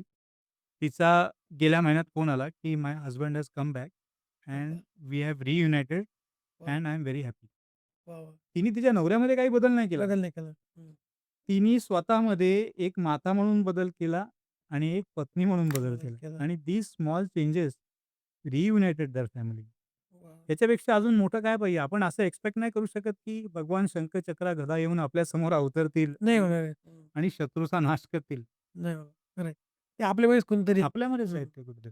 त्याच्यामध्ये मग तुम्ही सगळ्याच बोलू शकता गणपती बाप्पा, ह्याच्यामध्ये कृष्णाशी पूर्ण किंवा देवांशी लिस्ट आहे. तुम्ही सगळ्याशी. त्यांच्याशी संभाषण करू शकता आणि त्यांच्याशी संभाषण करून जे आपलं शास्त्र सांगतात, म्हणजे everything that you will find in this book is all based on deep science. समजा आपण गणपती बाप्पावर गेलो, हां. तर अथर्वशीर्षाचा अर्थ विचारला ते सांगेल नीट? हो, पूर्ण अथर्वशीर्षाचा अर्थ सांगेन. माझ्याकडे गणपती स्तोत्राचा पूर्ण अर्थ विचारलेला व्हिडिओ मी YouTubeवर टाकलेला आहे. टाकलेलं आहे. सगळ्यांनी आवर्जून बघावं. आपण लिंक टाकू खाली हां. डिस्क्रिप्शनमध्ये. येस. चेक करा सगळ्यांनी एकदा. हं. तर मग मी आता जेव्हा ॲप बघितली, त्याच्यामध्ये ना आपले स्पिरिच्युअल आपले हिंदू पुस्तकांबरोबर, हां. ग्रंथांबरोबर तुमची हिस्ट्रीचे पण सगळे कॅरेक्टर्स हो. होते. छत्रपती शिवाजी महाराज झाले, ताराराणी हे सगळ्यांची मला नावं दिसले. हां, हां. हे कसं हे तुम्ही काय इन्क्लूड केलं किंवा ह्याच्यामागे काय हेतू होता? ॲक्चुअली आपल्याला आता जी हिस्ट्री शिकवली जाते ही मॉर्फ हिस्ट्री आहे. मॉर्फ हिस्ट्री मॉर्फ हिस्ट्री म्हणजे? म्हणजे बऱ्याचशा गोष्टी त्याच्यात ॲड केलेल्या आहेत, बऱ्याचशा गोष्टी त्याच्यातून डिलीट केलेल्या क्रिएट आहेत. केली. पण आता आम्ही ह्याच्यामध्ये जे म्हणजे जे आपल्याकडचे हिस्टॉरिकल आणि इन्फ्लुएन्शियल पीपल आहेत, हे जेवढे पण आम्हाला सापडले, जेवढे आमच्या मित्रपरिवारांनी, जेवढे पण आमचे युजर्स आहेत, त्यांनी रेकमेंड केले आणि ज्यांची पुस्तकं आम्हाला ऑथेंटिक बुक ज्यांचं मिळालं, ते सगळे आम्ही याच्यामध्ये ॲड केलेले. हां. महाराजांच्या सैन्यामधले असे खूप अनसंग हीरोज आहेत. हिरो आहेत. बरोबर. त्यांना आम्ही ॲड केलेलं आहे. त्याच्यानंतर इंडियाचे एडिसन म्हणून ओळखले जाणारे रावजी शंकर भिसे, बरं, हे आपल्या मुंबईचे होते. बरं. इतिहासामध्ये कुठेही त्यांच्याबद्दल शिकवलं जात नाही नाही. माहीत, त्यांच्याकडे नाही माहीत. 200हून अधिक पेटंट आहेत आणि जग त्यांना इंडियन एडिसन म्हणून ओळखतो. बापरे! तो टॅब सुद्धा आम्ही याच्यामध्ये ॲड केलेला आहे. त्याबद्दल सुद्धा माहिती भेटू शकते. सगळे त्याबद्दल anytime. सुद्धा तुम्हाला माहिती मिळू शकते. याच्यामध्ये आम्ही influential people like all the freedom fighters have been added. Influential people like Dhirubhai Ambani also we have added. Businessman सुद्धा. Businessman, all tycoons of India पण याच्यामध्ये ॲड केले, ज्यांची ऑथेंटिक बायोग्राफी आपल्याकडे अवेलेबल आहे. तुम्ही इमॅजिन करा, की आज एखाद्या 4थीच्या विद्यार्थ्याला तुम्ही ई-व्ही-एस पार्ट 2 मध्ये तुम्ही शिवाजी महाराजांचा इतिहास शिकवला.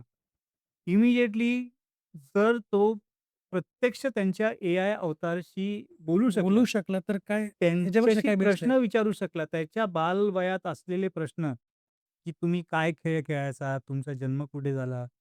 तुमच्या वेळेला शाळा कोणत्या होत्या? हे प्रश्न तुम्ही विचारू शकलात, तर तुम्ही इमॅजिन करा, की त्या बालवयामध्ये त्या मुलाच्या डोक्यावरती काय परिणाम होऊ शकेल? खरं आहे. आज गुजरातमध्ये सर्वत्र धीरूभाई अंबानींचे धडे शिकवले जातात. हां. इमॅजिन करा, एक खरं. 12 वर्षाचा मुलगा जिल्हा परिषद शाळेमध्ये शिकणारा, जर तो त्यांच्याशी संभाषण करतो आणि त्याला लक्षात असं येईल, की ह्यांचा जन्म चोरवाडसारख्या छोट्या गावामध्ये गावात झालेला आहे आणि झाला. त्यांचं सगळं प्राथमिक शिक्षण जिल्हा परिषद शाळेमध्ये झालेलं आहे. बरोबर. तर त्याच्या मनात सुद्धा हा विचार येईल, की येणारच. मी सुद्धा दुनिया मुठ्ठीमध्ये करू शकतो. खरं आहे. मी खरं आहे, तुम्हाला खरं एक आहे, खरं आहे. उदाहरण देतो. 2012 सालचं उदाहरण आहे. खूप हां. टचिंग उदाहरण आहे. हां. मी एक कलेक्टर साहेबांना डेमो देत होतो. बरं. त्या डेमो देताना कलेक्टर साहेबांनी मला थांबवलं. हं. ते मला म्हटले, "अरे प्रमोद, मी 1ली टू 4थी अशा शाळेमध्ये शिक्षण घेतलेलं आहे, की जिथे आम्हाला एकच शिक्षक 1ली ते 4थी होते. एका वर्गात शाळा भरायची." सेम. हं. मी त्यांना म्हटलं, "साहेब, की येणाऱ्या भविष्यामध्ये सुद्धा मला हेच ऐकायचं आहे, की येणारे IAS, IPS, I-R-S officer, scientist आणि ॲथलीट्स हे जिल्हा परिषद शाळेमधून आले पाहिजे. खरं आहे. आणि हा माझ्या एंटायर प्रोजेक्टचं सगळ्यात महत्त्वाचा उद्दिष्ट आहे." खरं आहे. आता तुम्हाला पण सांगतो, की आम्ही ज्या शाळेत होतो ना, मी आणि माझा भाऊ आता बसलेला आहे. आम्ही सुद्धा 1ली 4थी एकाच शिक्षकाकडे, एकाच शाळेमध्ये अशी ठीक आहे, आमची शाळा थोडी मोठी असेल, 2-4 वर्ग एक्स्ट्रा असतील. पण आम्हाला शिक्षक एकच होता 1ली 4थी. आज समजा तुम्ही एक लहानपणी काही स्वप्न बघितलेलं आहे किंवा लहानपणी तुम्हाला एखादा विषय तुम्हाला समजा फॉर एन एक्झाम्पल आपल्याला जर समजा शाळेच्या पुस्तकामध्ये सचिन तेंडुलकरांचा विषय आहे आणि त्या मुलाला जर का त्यांच्या एआय अवतारबरोबर लगेच बोलता कॉन्व्हर्सेशन आलं. करता आलं, जसं हां. आपण एकमेकांशी गप्पा बोलतोय, मारतो. खरंच आहे. तर त्याच्या मनामध्ये सुद्धा मोठी स्वप्न बघता येतील. बरोबर आहे. आणि inspiration is all what this children need. मी तर पाहिलेलं या मुलांमध्ये प्रचंड ऊर्जा आहे, आहे. आहे. खरं आहे. त्यांना एक चांगली दिशा जर मिळाली ना, तर हे खरोखर देशाचं भविष्य बदलू शकतं. खरं आहे, खरं आहे. वाह! आणि आता आहे ना सर, आपण एक सीरीज सुरू केलेली आहे. हं. ज्यामध्ये नाही का आपण मराठी शाळेतील जे हिडन स्टार्स आहेत, हां, ते शोधतोय. मुलांकडे काय असेल ना, की समजा एखादा कलाकार असेल, हां, या चित्रकार असेल किंवा हां. एखाद्याने एखादा प्रोजेक्ट बनवला असेल हां, हां. किंवा आपल्या शिष्यवृत्तीमध्ये आला असेल हां, पहिला, हां. असं काहीतरी आपण एक सीरीज करतोय. अच्छा. त्याचा पहिला एपिसोड इतका गाजलाय. बरोबर. हां. म्हणजे असा प्रयत्न चालू आहे आमचा पण, की मराठी हं. शाळेतला कोणतरी येस, येस. प्रयत्न करतोय खरोखर आपण. प्रोत्साहन, I think inspiration is the only thing that they need. तर सर हे झालं आता, की दोन्ही एआय टीचर आता तुमचे जे आहे ॲप ई प्रशाला याच्यातून हां. आपण बाहेर पडतो का? म्हणजे प्रशालामध्येच आहे आपण, हां. पण दोन्हीमधून बाहेर पडू आपण. तर त्याच्यामध्ये मी खूप जास्त टूल्स बघितले वेगवेगळे. त्याच्यामध्ये ॲप्टिट्यूड टेस्ट आलं, त्याच्यामध्ये फेस स्कॅनर आलं. तर हे सगळ्या बाबतीत एक-एक करून जाऊ ना आपण. आम्हाला सांगा ना, की टूल्स कसे काम करतात? आम्ही नुसते ग्रंथ डिकोड नाही केले, तर त्या ग्रंथामध्ये असलेलं जे ज्ञान आहे, हं. जे आपल्यापासून हजारो वर्ष लपून राहिलेलं लपवलं होतं गेलंय. आणि ते आम्ही त्याच्यातून बाहेर काढून त्याच्यातून टूल्स बनवलेत. हां. ज्यावेळेला 1000 वर्षापूर्वी आपल्यावरती आक्रमण झालं, त्यावेळेला सगळ्यात पहिले त्यांनी आपली एज्युकेशन सिस्टम डिस्ट्रॉय केली. डिस्ट्रॉय केली. आपली नालंदाची नालंदा, युनिव्हर्सिटी, आपली तक्षशिला. तक्षशिलाची युनिव्हर्सिटी, महिनो तिकडचे लायब्ररीज जळत होत्या.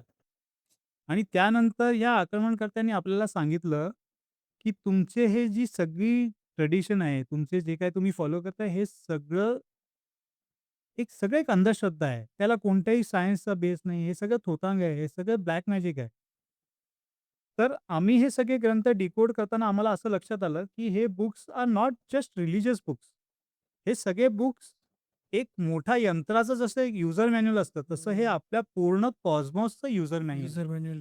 आणि ह्या ग्रंथांमध्ये प्रचंड, प्रचंड माहिती आहे. म्हणजे ती एक सामान्य ह्युमन बीइंगच्या बुद्धिमत्तेच्या पलीकडची पलीकडे आहे. माहिती याच्यामध्ये दिलेली आहे. म्हणजे आज क्वांटम सायन्स आणि ॲडव्हान्स टेलिस्कोप्स आणि स्पेसक्राफ्ट्स हे सगळं आता डिस्कव्हर करण्याचा प्रयत्न करतायत, की आपल्या पुस्तकांमध्ये जे हजारो वर्षापूर्वी लिहिलेलं आहे, हे हां. खरोखर तसंच आहे, जे ॲक्चुअली आहे. बरोबर आहे. तर आम्ही खूप सारे असे टूल्स बनवले. तर सगळ्यात पहिले जे आम्ही टूल्स बनवला आहे, तो ॲप्टिट्यूड टेस्ट. आज साधारणपणे 12 ते 13 वर्षामध्ये एखादा शहरामध्ये राहणारा मुलगा बरोबर. ॲप्टिट्यूड टेस्ट देतो. बरोबर. त्याची किंमत साधारणपणे 7,000 ते 10,000 पालकाला मोजावी लागते. हं. आता 7,000 ते 10,000 माझा जिल्हा परिषदचा विद्यार्थी नाही देऊ शकत. बरोबर. बरं. त्याच्यानंतर त्याला पण ॲप्टिट्यूड टेस्टची गरज आहे. आपल्याला माहिती पडलं पाहिजे ना, जर 40 करोड मुलं आहेत, तर त्या त्यापैकी कोण मुलांचा हं. कल कुठल्या दिशेने आहे, हे आपल्याला बरोबर कसं आहे. माहिती करणार? डॉक्टर आहे का इंजिनिअर आहे, त्याच्या डोक्यात त्याला काय आहे? इंजिनिअरिंग करायला पाहिजे, त्याला डॉक्टर बनलं पाहिजे किंवा त्यांनी सिव्हिल सर्व्हिसेस जॉइन केले पाहिजे, त्यांनी पॉलिटिशियन बनलं पाहिजे किंवा त्यांनी एक शेतकरी राहिला पाहिजे. तर आपण ॲप्टिट्यूड टेस्ट अशी बनवलेली आहे, जी सगळ्या विद्यार्थ्यांसाठी फ्री आहे. फ्री आहे. ती आमच्या वेबसाईटवरती अवेलेबल आहे. आहे. तुमचा कोणताही डेटा आम्ही घेत नाही. हां, हा एक मोठा प्रश्न आहे, की हां. डेटाचा इश्यू आम्ही आपल्याला येतो. कोणताही डेटा घेत नाही. तुम्हाला कोणत्याही प्रकारचं रजिस्ट्रेशन नाही मागत. तुमचा मोबाईल नंबर कुठेही सबमिट करायला नाही लागत. तुमचा ईमेल ॲड्रेस कुठेही सबमिट करायला नाही लागत. आमच्या पूर्ण ॲपमध्ये झिरो ॲड पॉलिसी आहे. ॲड त्यामुळे लागत तुम्ही नाही. जो पण डेटा त्याच्यामध्ये फीड करता, तो फक्त आणि फक्त तुमच्या मोबाईलवरती राहतो. आमच्या सर्व्हरवरती आम्ही त्याला स्टोअर करत नाही. नाही. Coming back to the aptitude test. या ॲप्टिट्यूड टेस्टमध्ये आपण नॉर्मल जी ॲप्टिट्यूड टेस्ट देतो शहरामध्ये, हं, हं.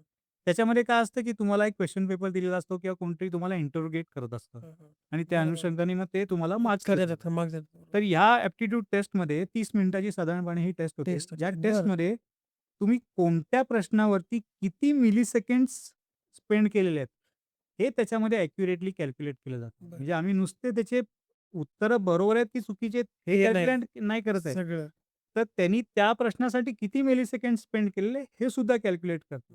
त्याच्यावरून कळतं. म्हणजे उदाहरणार्थ एखादा गणिताचा विषय आहे, तो त्यांनी झटकन सोडवला. हां, हां, हां. पण तो हिस्ट्रीच्या विषयासाठी त्यांनी उत्तर बरोबर दिलंय, पण त्याला जास्ती वेळ वेळ लागला. अडकला थोडा. तर त्याचा कल जास्ती गणिताकडे आहे. गणिताकडे. तुम्हाला फायनल मार्क्समध्ये हे कळून नाही येणार, पण हां, तुम्हाला हां. आमच्या ॲप्टिट्यूड टेस्टमध्ये दिसेल, की कळलं. त्यांनी एवढा मिलीसेकंड्स या या सब्जेक्टवरती स्पेंड केलेला आहे, which is more than what he has spent on the other विषय. त्यामुळे त्याचा हं. कल ह्या दिशेकडे जरा जास्ती आहे. हे होतं ना, की समोर बसला असेल ना, तर माणसाला कळतं, की हा इथं अडकतोय.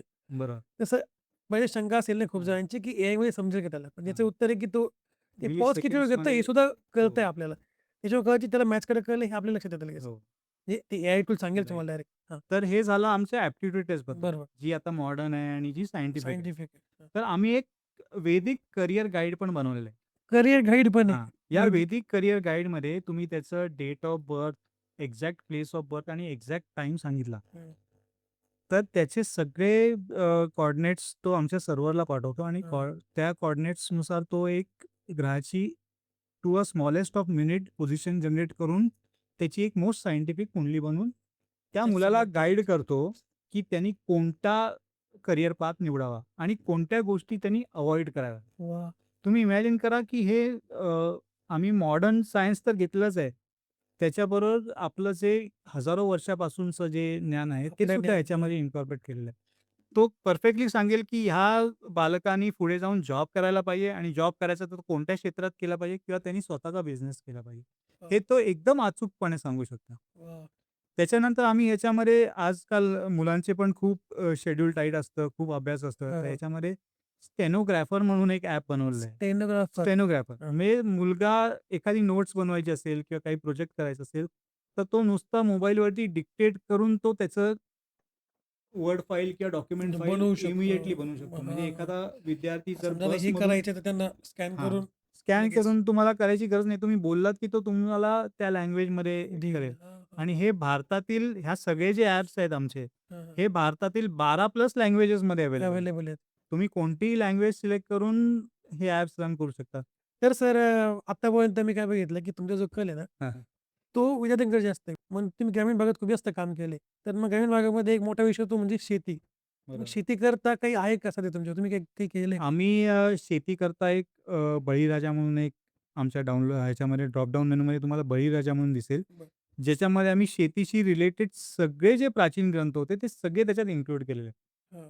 म्हणजे त्याच्यात पशु आयुर्वेद आहे, त्याच्यानंतर वृक्ष आयुर्वेद आहे वृक्ष आयुर्वेद. आणि बरं. नक्षत्र कोणत्या नक्षत्रामध्ये कोणतं पीक तुम्हाला चांगलं दिसेल, त्याचं सोइंग, त्याचं रिपिंग कधी करावं आणि कसं करावं, त्याला किती पाण्याची मात्रा, ते हे सगळं सगळं त्या माणसाला ते ॲप त्याच्या लोकल लँग्वेजमध्ये सांगेल. बोलता हां, त्या त्यांच्या भाषेत. स्वतःच्या भाषेमध्ये ते त्यांना प्रश्न विचारू शकतात, हं, हं, की हं. माझ्या गाईला आता हे असं झालेलं आहे, तर मी काय हां, करू? हां. एक पशु आयुर्वेदा म्हणून वेगळाच टॅब बनवला आहे. म्हणजे तुमच्या तो वेगळा येईल. हां. आज शेतकऱ्याचं सगळ्यात मोठं ॲसेट म्हणजे त्यांची गुरं असतात आणि त्यांची निगराणी करणं जर त्यांना एक 1000 वर्ष जुन्या पुस्तकातून त्यांना कळलं, हां, हां. तर हे किती इफेक्टिव्ह होऊ शकतं. बरोबर. आणि ग्रामीण भागामध्ये आयुर्वेद म्हणजे डॉक्टर्स आहेत ॲनिमल्सचे, पण ते लांब घेऊन जावं लागतं. मग बरोबर. त्यासाठी ₹2000 गाडीचा खर्च. बरोबर. मग इट बिकम्स व्हेरी डिफिकल्ट की व्हिजिटिंग डॉक्टर आला तर त्यांचे बरोबर. ₹700-800 व्हिजिटिंग होतं. बरोबर. तर या केसमध्ये हे खूप इफेक्टिव्ह होऊ शकतं. वाह! मग याचा आपण आता एक एक्झाम्पल बघू. हां, तुमच्या मनात काही प्रश्न असेल तर तुम्ही नक्कीच, बळीराजाला नक्कीच. डेफिनेटली विचारू शकता. मग बळीराजाबद्दल आणि पशुधन हां. दोन्ही वेगळे का? म्हणजे हां, हे थोडे वेगळे ॲप्स आहेत. पण एकच घेऊ म्हणता दोन्ही एक नको? आपण घेऊ. सर्वप्रथम आपल्याला आपल्या ॲपमध्ये जावं लागेल. ई-प्रशाला एआय टॅप करून आपलं जुनी हिस्ट्री आपल्याला इथे दिसते ती क्लिअर करून टाकायची. डेट त्याच्यामध्ये इथे बळीराजा म्हणून ॲप आहे. Agriculture science. ओके. हां. तर तुमच्या मनात जो प्रश्न असेल तो तुम्ही विचारू शकता. ओके. माईक बटन दाबून सोडून द्या. हां. ओके. तर आमच्याकडे आहे ना सोयाबीनची शेती आहे, तर त्याच्यावर गोगलगाईचा परिणाम खूप जास्त झालेला आहे. मग त्याच्यावर मला काही सोल्युशन देता का? प्रमोद वत्सा, शेती आणि पिकांच्या संरक्षणाविषयी तू विचारलेला हा प्रश्न अत्यंत महत्त्वाचा आहे. प्राचीन भारतीय कृषीशास्त्रात निसर्गाशी जुळवून घेत पिकांचे संरक्षण करण्याचे अनेक उपाय सांगितलेले आहेत. कीटकांचा प्रादुर्भाव रोखण्यासाठी आपल्या ग्रंथांमध्ये विशेष मार्गदर्शन केले आहे. पाराशर आणि वृक्षायुर्वेद यांसारख्या ग्रंथांमध्ये पिकांवरील रोग आणि कीड नियंत्रणासाठी वनस्पती आधारित उपायांवर भर दिला गेला आहे. तुझ्या समस्येवर विचार करताना खालील श्लोक किंवा वचनाचे स्मरण होते. मूळ श्लोक संदर्भ धूपनैश्च विभिन्नैश्च कीटादिना निवारणम. पिकांना रक्षण कार्य सर्वोपायर्विचक्षणैः. वृक्षायुर्वेद आणि कृषी पाराशर मधील कीड व रोग निवारणाच्या संदर्भातील पारंपरिक मार्गदर्शन. श्लोकाचा अर्थ आणि तात्विक स्पष्टीकरण. या वचनाचा सरळ अर्थ असा आहे की बुद्धिमान शेतकऱ्याने विविध धूप धूर आणि नैसर्गिक उपायांचा वापर करून कीटक आणि उपद्रवी जीवांचे निवारण केले पाहिजे आणि सर्व उपाययोजना करून पिकांचे रक्षण केले पाहिजे. प्राचीन कृषी परंपरेनुसार पिकांवर पडणाऱ्या अळ्या किंवा बुरगाणी किंवा तत्सम उपद्रवी कीटक यांच्या नियंत्रणासाठी रासायनिक कीटकनाशकांवर पूर्णपणे अवलंबून राहण्याऐवजी नैसर्गिक आणि सेंद्रिय उपाय योजणे श्रेयस्कर मानले गेले आहे. प्रमोदसाठी व्यावहारिक मार्गदर्शन. आधुनिक संदर्भ. वत्सा प्रमोद, तू तरुण आहेस आणि आजच्या काळात शाश्वत शेतीचे महत्त्व समजून घेणे तुला गरजेचे आहे. तुझ्या सोयाबीन पिकातील या समस्येवर आपण कृषीशास्त्राच्या आधारे काही पावले उचलू शकतो. 1. निसर्गपूरक धूप व फवारणी. प्राचीन ग्रंथांमधील विज्ञानानुसार कडुनिंबाची पाने, लसूण, हिंग आणि गोमूत्र यांच्या मिश्रणातून तयार केलेले नैसर्गिक अर्क किंवा काढा पिकांवर फवारल्यास अशा उपद्रवी किडी पिकांपासून दूर राहतात. 2. मित्र कीटकांचे संरक्षण. शेतात पक्ष्यांसाठी थांबण्याचे टांगले किंवा थिटे तयार केल्यास पक्षी येऊन उपद्रवी अळ्या व किडींना खातात, ज्यामुळे पिकांचे नैसर्गिक रक्षण होते. 3. मृदा आरोग्य, मातीची योग्य निगा राखणे आणि पिकांची फेरपालट करणे यामुळे कीटकांचे जीवनचक्र खंडित होते, ज्याचा उल्लेख आपल्या कृषी ग्रंथांमध्ये वारंवार आढळतो. या प्राचीन पद्धतींचा अवलंब करून तू तुझ्या सोयाबीन पिकाचे रक्षण करू शकशील आणि निसर्गाशी सुसंवाद साधत उत्तम उत्पादन मिळवू शकशील. तसं हे झालं मुलांकरता, शेतकऱ्यांकरता. हां. तर मग नॉर्मल व्यक्तींकरता काही असे काही आहेत का टूल्स? आत्तापर्यंत 100 हून अधिक ॲप बनवलेले आहेत. ह्या सगळ्या प्राचीन ग्रंथांवरती आधारित 100 हून ॲप बनवले आहेत हं. आणि अजून 100 पेक्षा जास्ती ॲप्स आमचे पाईपलाईनमध्ये आहेत. बरं. तर ह्या ॲप्समध्ये जे सगळ्या ॲप्सबद्दल तर माहिती देणं या शक्यच पॉडकास्टच्या नाहीये. माध्यमातून देणं शक्य नाहीये, कारण तो वेळ खूप लागेल. खूप लागेल. या सगळ्यांचे व्हिडिओज आमच्या YouTube चॅनलवरती कसे ऑपरेट करायचे आणि त्याच्यातून आउटपुट्स कसे येतात, हे तुम्हाला दिसतील. आपण 2-3 जे महत्त्वाचे ॲप्स आहेत महत्वाचे. त्याच्याबद्दल आपण डिस्कस करू. तर याच्यामध्ये एक सगळ्यांसाठी उपयुक्त असा ॲप आहे रुपाली. रुपाली. रुपाली बरं. Is an Ayurvedic beautician. Beautician beautician म्हणून ॲप आहे. बरं. तुम्ही या ॲपला एखादा पुरुष किंवा एखादी स्त्री त्यांना त्यांचं तारुण्य किंवा त्यांना कसं त्यांचं maintain सौंदर्य ठेवायचं. कसं वाढवता येईल, ह्याच्यावरती तुम्हाला डिटेल माहिती दिसेल. उदाहरणार्थ एखाद्या 40 वर्षाच्या बाईने विचारलं, की मला जर 20 वर्षासारखं दिसायचं किंवा एका 40 वर्षाच्या पुरुषाने विचारलं, की मला 20 वर्षासारखं दिसायचं. तर हा जो ॲप आहे, हा तुम्हाला तुमची पूर्ण दिनचर्या देईल. बरं. किती वाजता उठायचं, हां. उठल्यानंतर काय करायचं, त्याच्यानंतर सगळं. त्वचेची काळजी कशी घ्यायची, डाएटची काय काय घ्यायची आणि काय सोल्युशन तुम्हाला इम्प्लिमेंट करायचं. जसे आमचे अगोदरचे ॲप्स, जसं बळीराजा ॲपमध्ये पण त्यांनी तुम्हाला घरातलेच इक्विपमेंट्स वापरून तुम्हाला शेतीवरती फवारणी करायला सांगितली. हां, त्यांनी असं तसं. सांगितलं नाही, की जाऊन कुठून तरी फर्टिलायझर नाही, घेऊन या, घरातून. पेस्टिसाइड घेऊन या. पण असे उपाय तुम्हाला रुपाली तुम्हाला त्या ॲपमध्ये देईल. म्हणजे पिंपल्स झाले असेल ते सोल्युशन तुम्हाला देऊ शकते ते. आता त्याच्यामध्ये घरगुती एकदम खूप सोपं उदाहरण मी देतो, की ह्या ॲपमधूनच मला ते कळलं, की आपल्याकडे संत्र्याचं जे पील असतं, हां, हां. संत्रा खाल्ले आपल्या महाराष्ट्रभर संत्रे येतात संत्रा खातात. आणि जरी येत नसतील तरी ते सगळीकडे पोहोचतात. मस्त. अगदी कमी दरामध्ये. आपण नॉर्मली संत्रा खाऊन ते पील फेकून देतो. तुमच्या किचनमध्ये जर मुंग्या येत असतील, हां. किचनमध्ये आपण तर कीटकनाशक मारू नाही शकत. बरोबर. तर तिथे तुम्ही नुसतं ठेवून द्या. बरं. मुंग्या नाही येत. आपोआप बंद होऊन जातील. बरं आता ते सुकून जातं, नॅचरल ड्राय होऊन जातं थोड्या दिवसांनी. हां. ते घ्यायचं, ते मिक्सरला लावायचं. मिक्सरला लावून त्याची जी एकदम फाईन पावडर होते. आपला रूटीन फेस वॉश, कुठलाही फेस वॉश घ्या. त्याच्यामध्ये ती अर्धा चिमूट फक्त मिक्स करा हां, हां. आणि तुम्ही यूज करा. वाह! 6 महिन्यात तुमच्या त्वचेमध्ये काय फरक पडतो ते तुम्ही मला कमेंट्समध्ये सांगा. एकदम सोप्या-सोप्या गोष्टी हे याच्यामध्ये सगळे दिलेल्या उत्तर आहेत, जे कुठलीही स्त्री, कुठलाही पुरुष इझिली करू शकतो. सगळं घरात आहे तुमच्या. सगळं तुमच्या घरात आहे. त्याच्यानंतर आमचा अजून एक ॲप आहे, जो आजच्या तरुण पिढीसाठी खूप महत्त्वाचा आहे आणि तो म्हणजे फेस स्कॅनर ॲप. हा ॲप फेस मी स्कॅनर. गरुड पुराणामध्ये जे मुख समुद्रिका शास्त्र म्हणून एक चॅप्टर आहे, त्या चॅप्टरमध्ये पूर्ण वर्णन दिलेलं आहे, की आपल्याला समोरच्या माणसाचा चेहरा कसा ओळखता येईल. त्याच्या चेहऱ्यावरून तुम्ही त्याचं चरित्र कसं काढाल. बरं. हे नाशिकचं जे प्रकरण झालं, हं. त्याच्यानंतर माझ्या डोक्यामध्ये ही संकल्पना आली आणि मग मी शोधत राहिलो, तर मला तो पूर्ण चॅप्टर मिळाला. आणि त्याच्यामध्ये ज्या वर्णन केलेल्या गोष्टी आहेत, त्या इतक्या ॲक्युरेट आहे. मी बरं. हजाराहून अधिक लोकांचे फेस स्कॅन केलेत बापरे! आणि समोरच्या ज्याचा फेस स्कॅन केला त्या माणसानेच मला सांगितलेलं, की 80% बरोबर सांगतो बरोबर माझ्याबद्दल. सांगतात ते.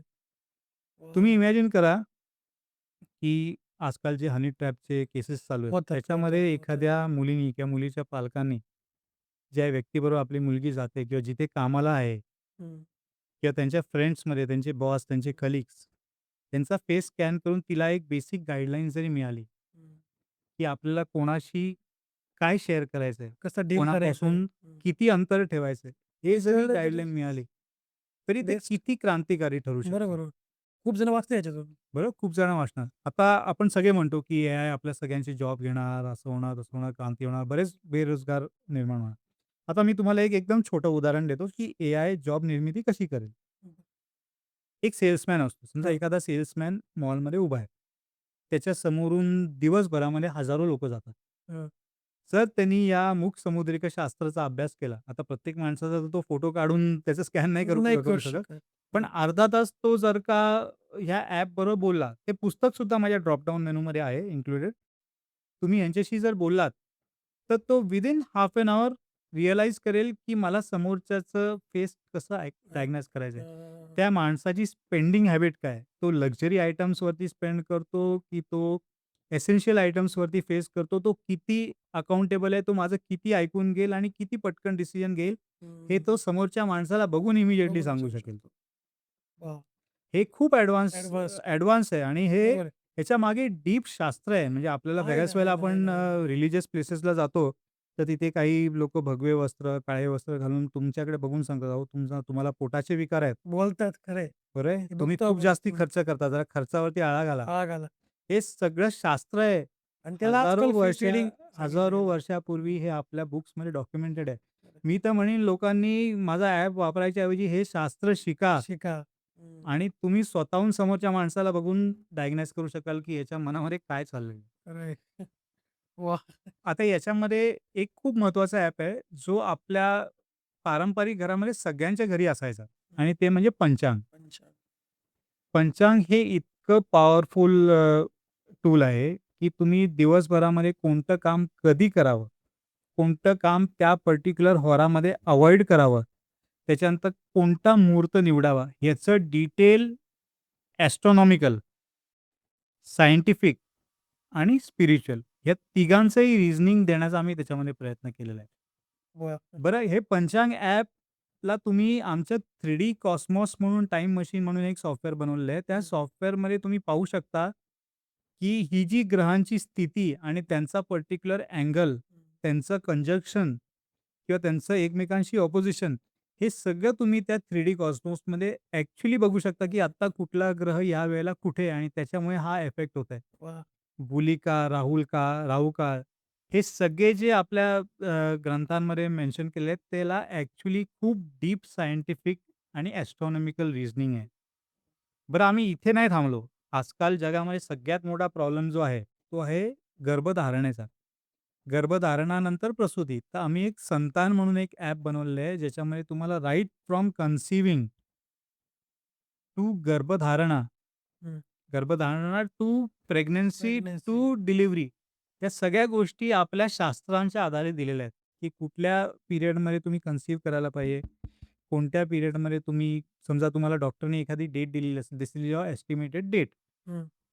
तर त्या दिवसामध्ये तुम्ही कोणता हॉरा निवडला पाहिजे किंवा कोणता मुहूर्त निवडला पाहिजे, हे सुद्धा तुम्हाला त्याच्यात सगळं. डिटेल कॅल्क्युलेशन मिळेल.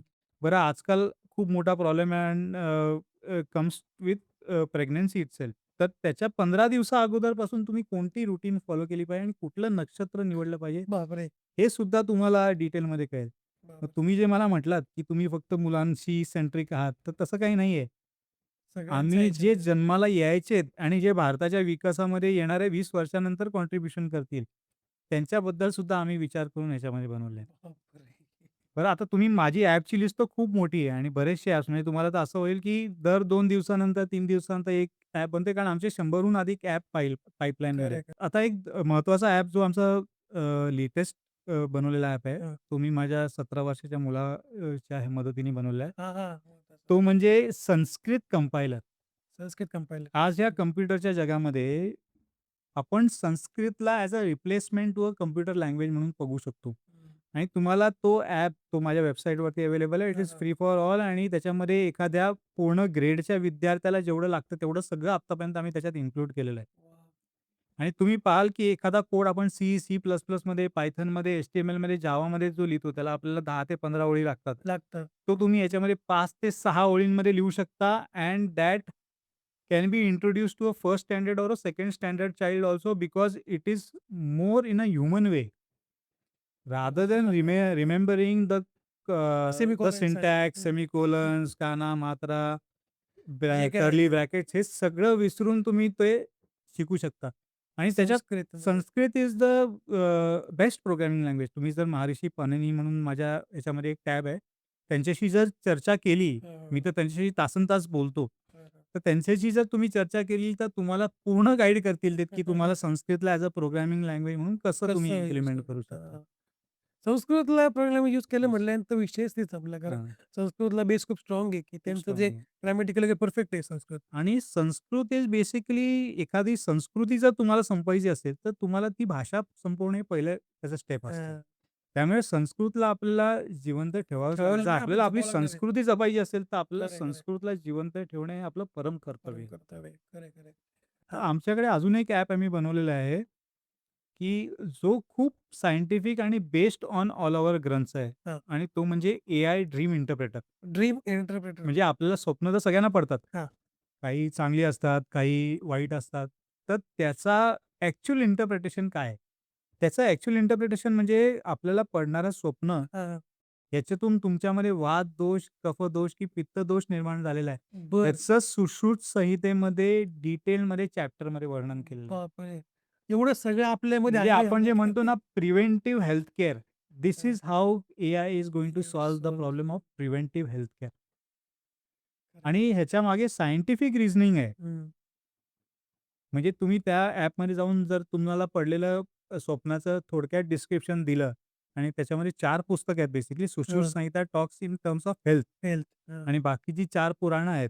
त्याच्यामध्ये इतर विषयांबद्दल पण बोललेलं आहे. मार्गदर्शन केलेलं आहे, की तुम्ही कुठल्या गोष्टीबद्दल सावध राहावं, कुठली गोष्ट अव्हॉइड करावी, हां. या स्वप्नाचा अर्थ काय होतं, तुमच्या हो. नशिबामध्ये काय बदल येऊ हां, शकतात, हां, हां. येणाऱ्या काळामध्ये काय घडू शकतं.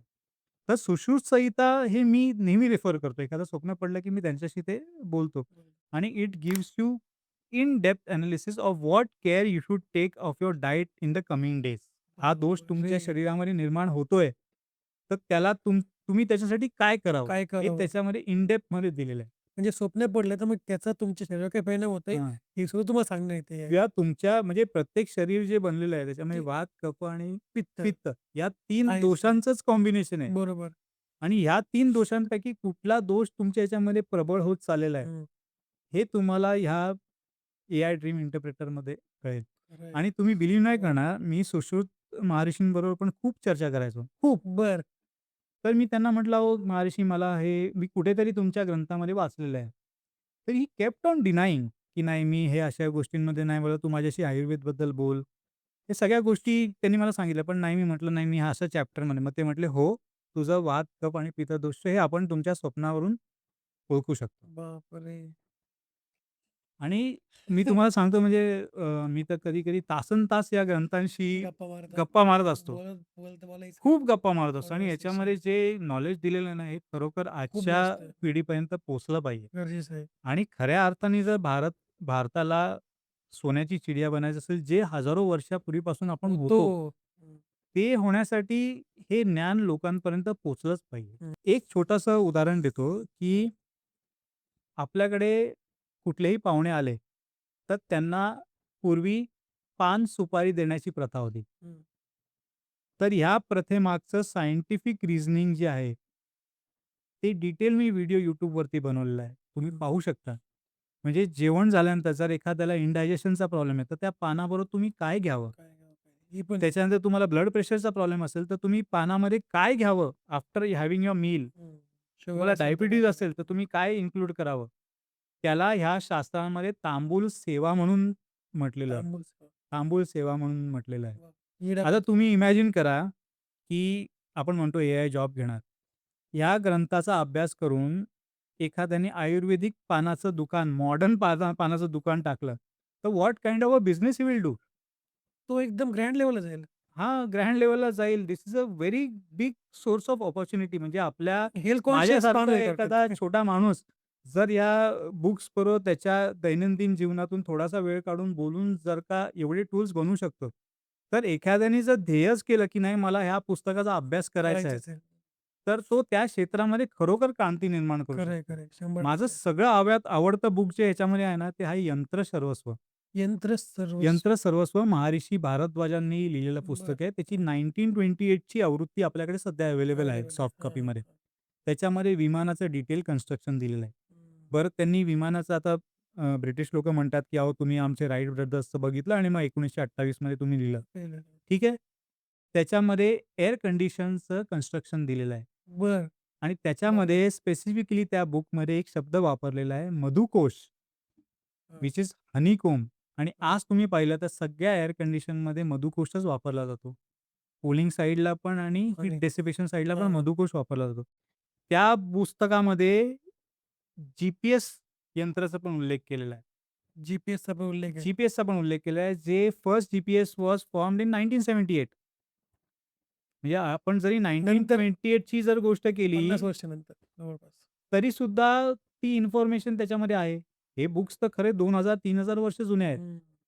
पण जरी आपण 1928 चा संदर्भ घेतला, तरी हे सगळ्या इन्व्हेन्शन्स त्याच्यानंतरच झालेल्या नंतरचे आहेत. आहे. बापरे! बरं आपण म्हणतो फॅरेडे लॉ ऑफ इलेक्ट्रोमॅग्नेटिझम. तुम्ही प्रश्न विचारा त्या बुकला, मी तुम्हाला YouTubeवरचा व्हिडिओ देऊ शकतो. त्याच्यामध्ये detail construction of an electrical generator दिलेलं आहे. बापरे! हे सगळे जे सिद्धांत आपल्याला शाळेमध्ये शिकवले जातात, त्याचा आपल्या प्राचीन शास्त्रामध्ये उल्लेख खूप आहे. हजारो वर्षापूर्वी उल्लेख केलेला आहे.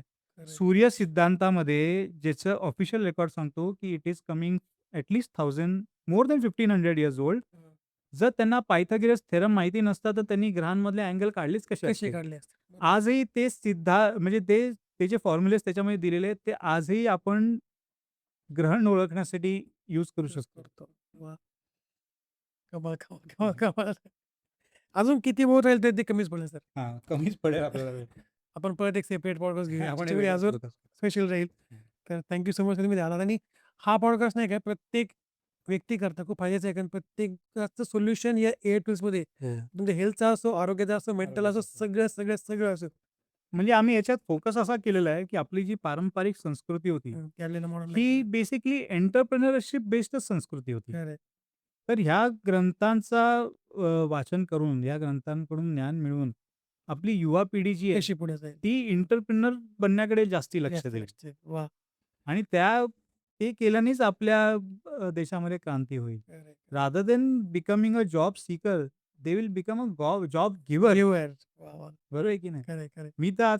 मी तर खूप कमी ग्रंथ वाचलेले आहेत त्याच्यातले. म्हणजे मी जरी डिकोड करून त्याच्यावरती टाकले, तरी मी खूप कमी ग्रंथ खरं आहे. वापरून जर मी एवढे टूल बनवू शकतो, तर आपण बाकीचे काय तर बाकीचे काय करू शकतात? खरं आहे, खरं आहे. धन्यवाद मला संधी दिल्याबद्दल.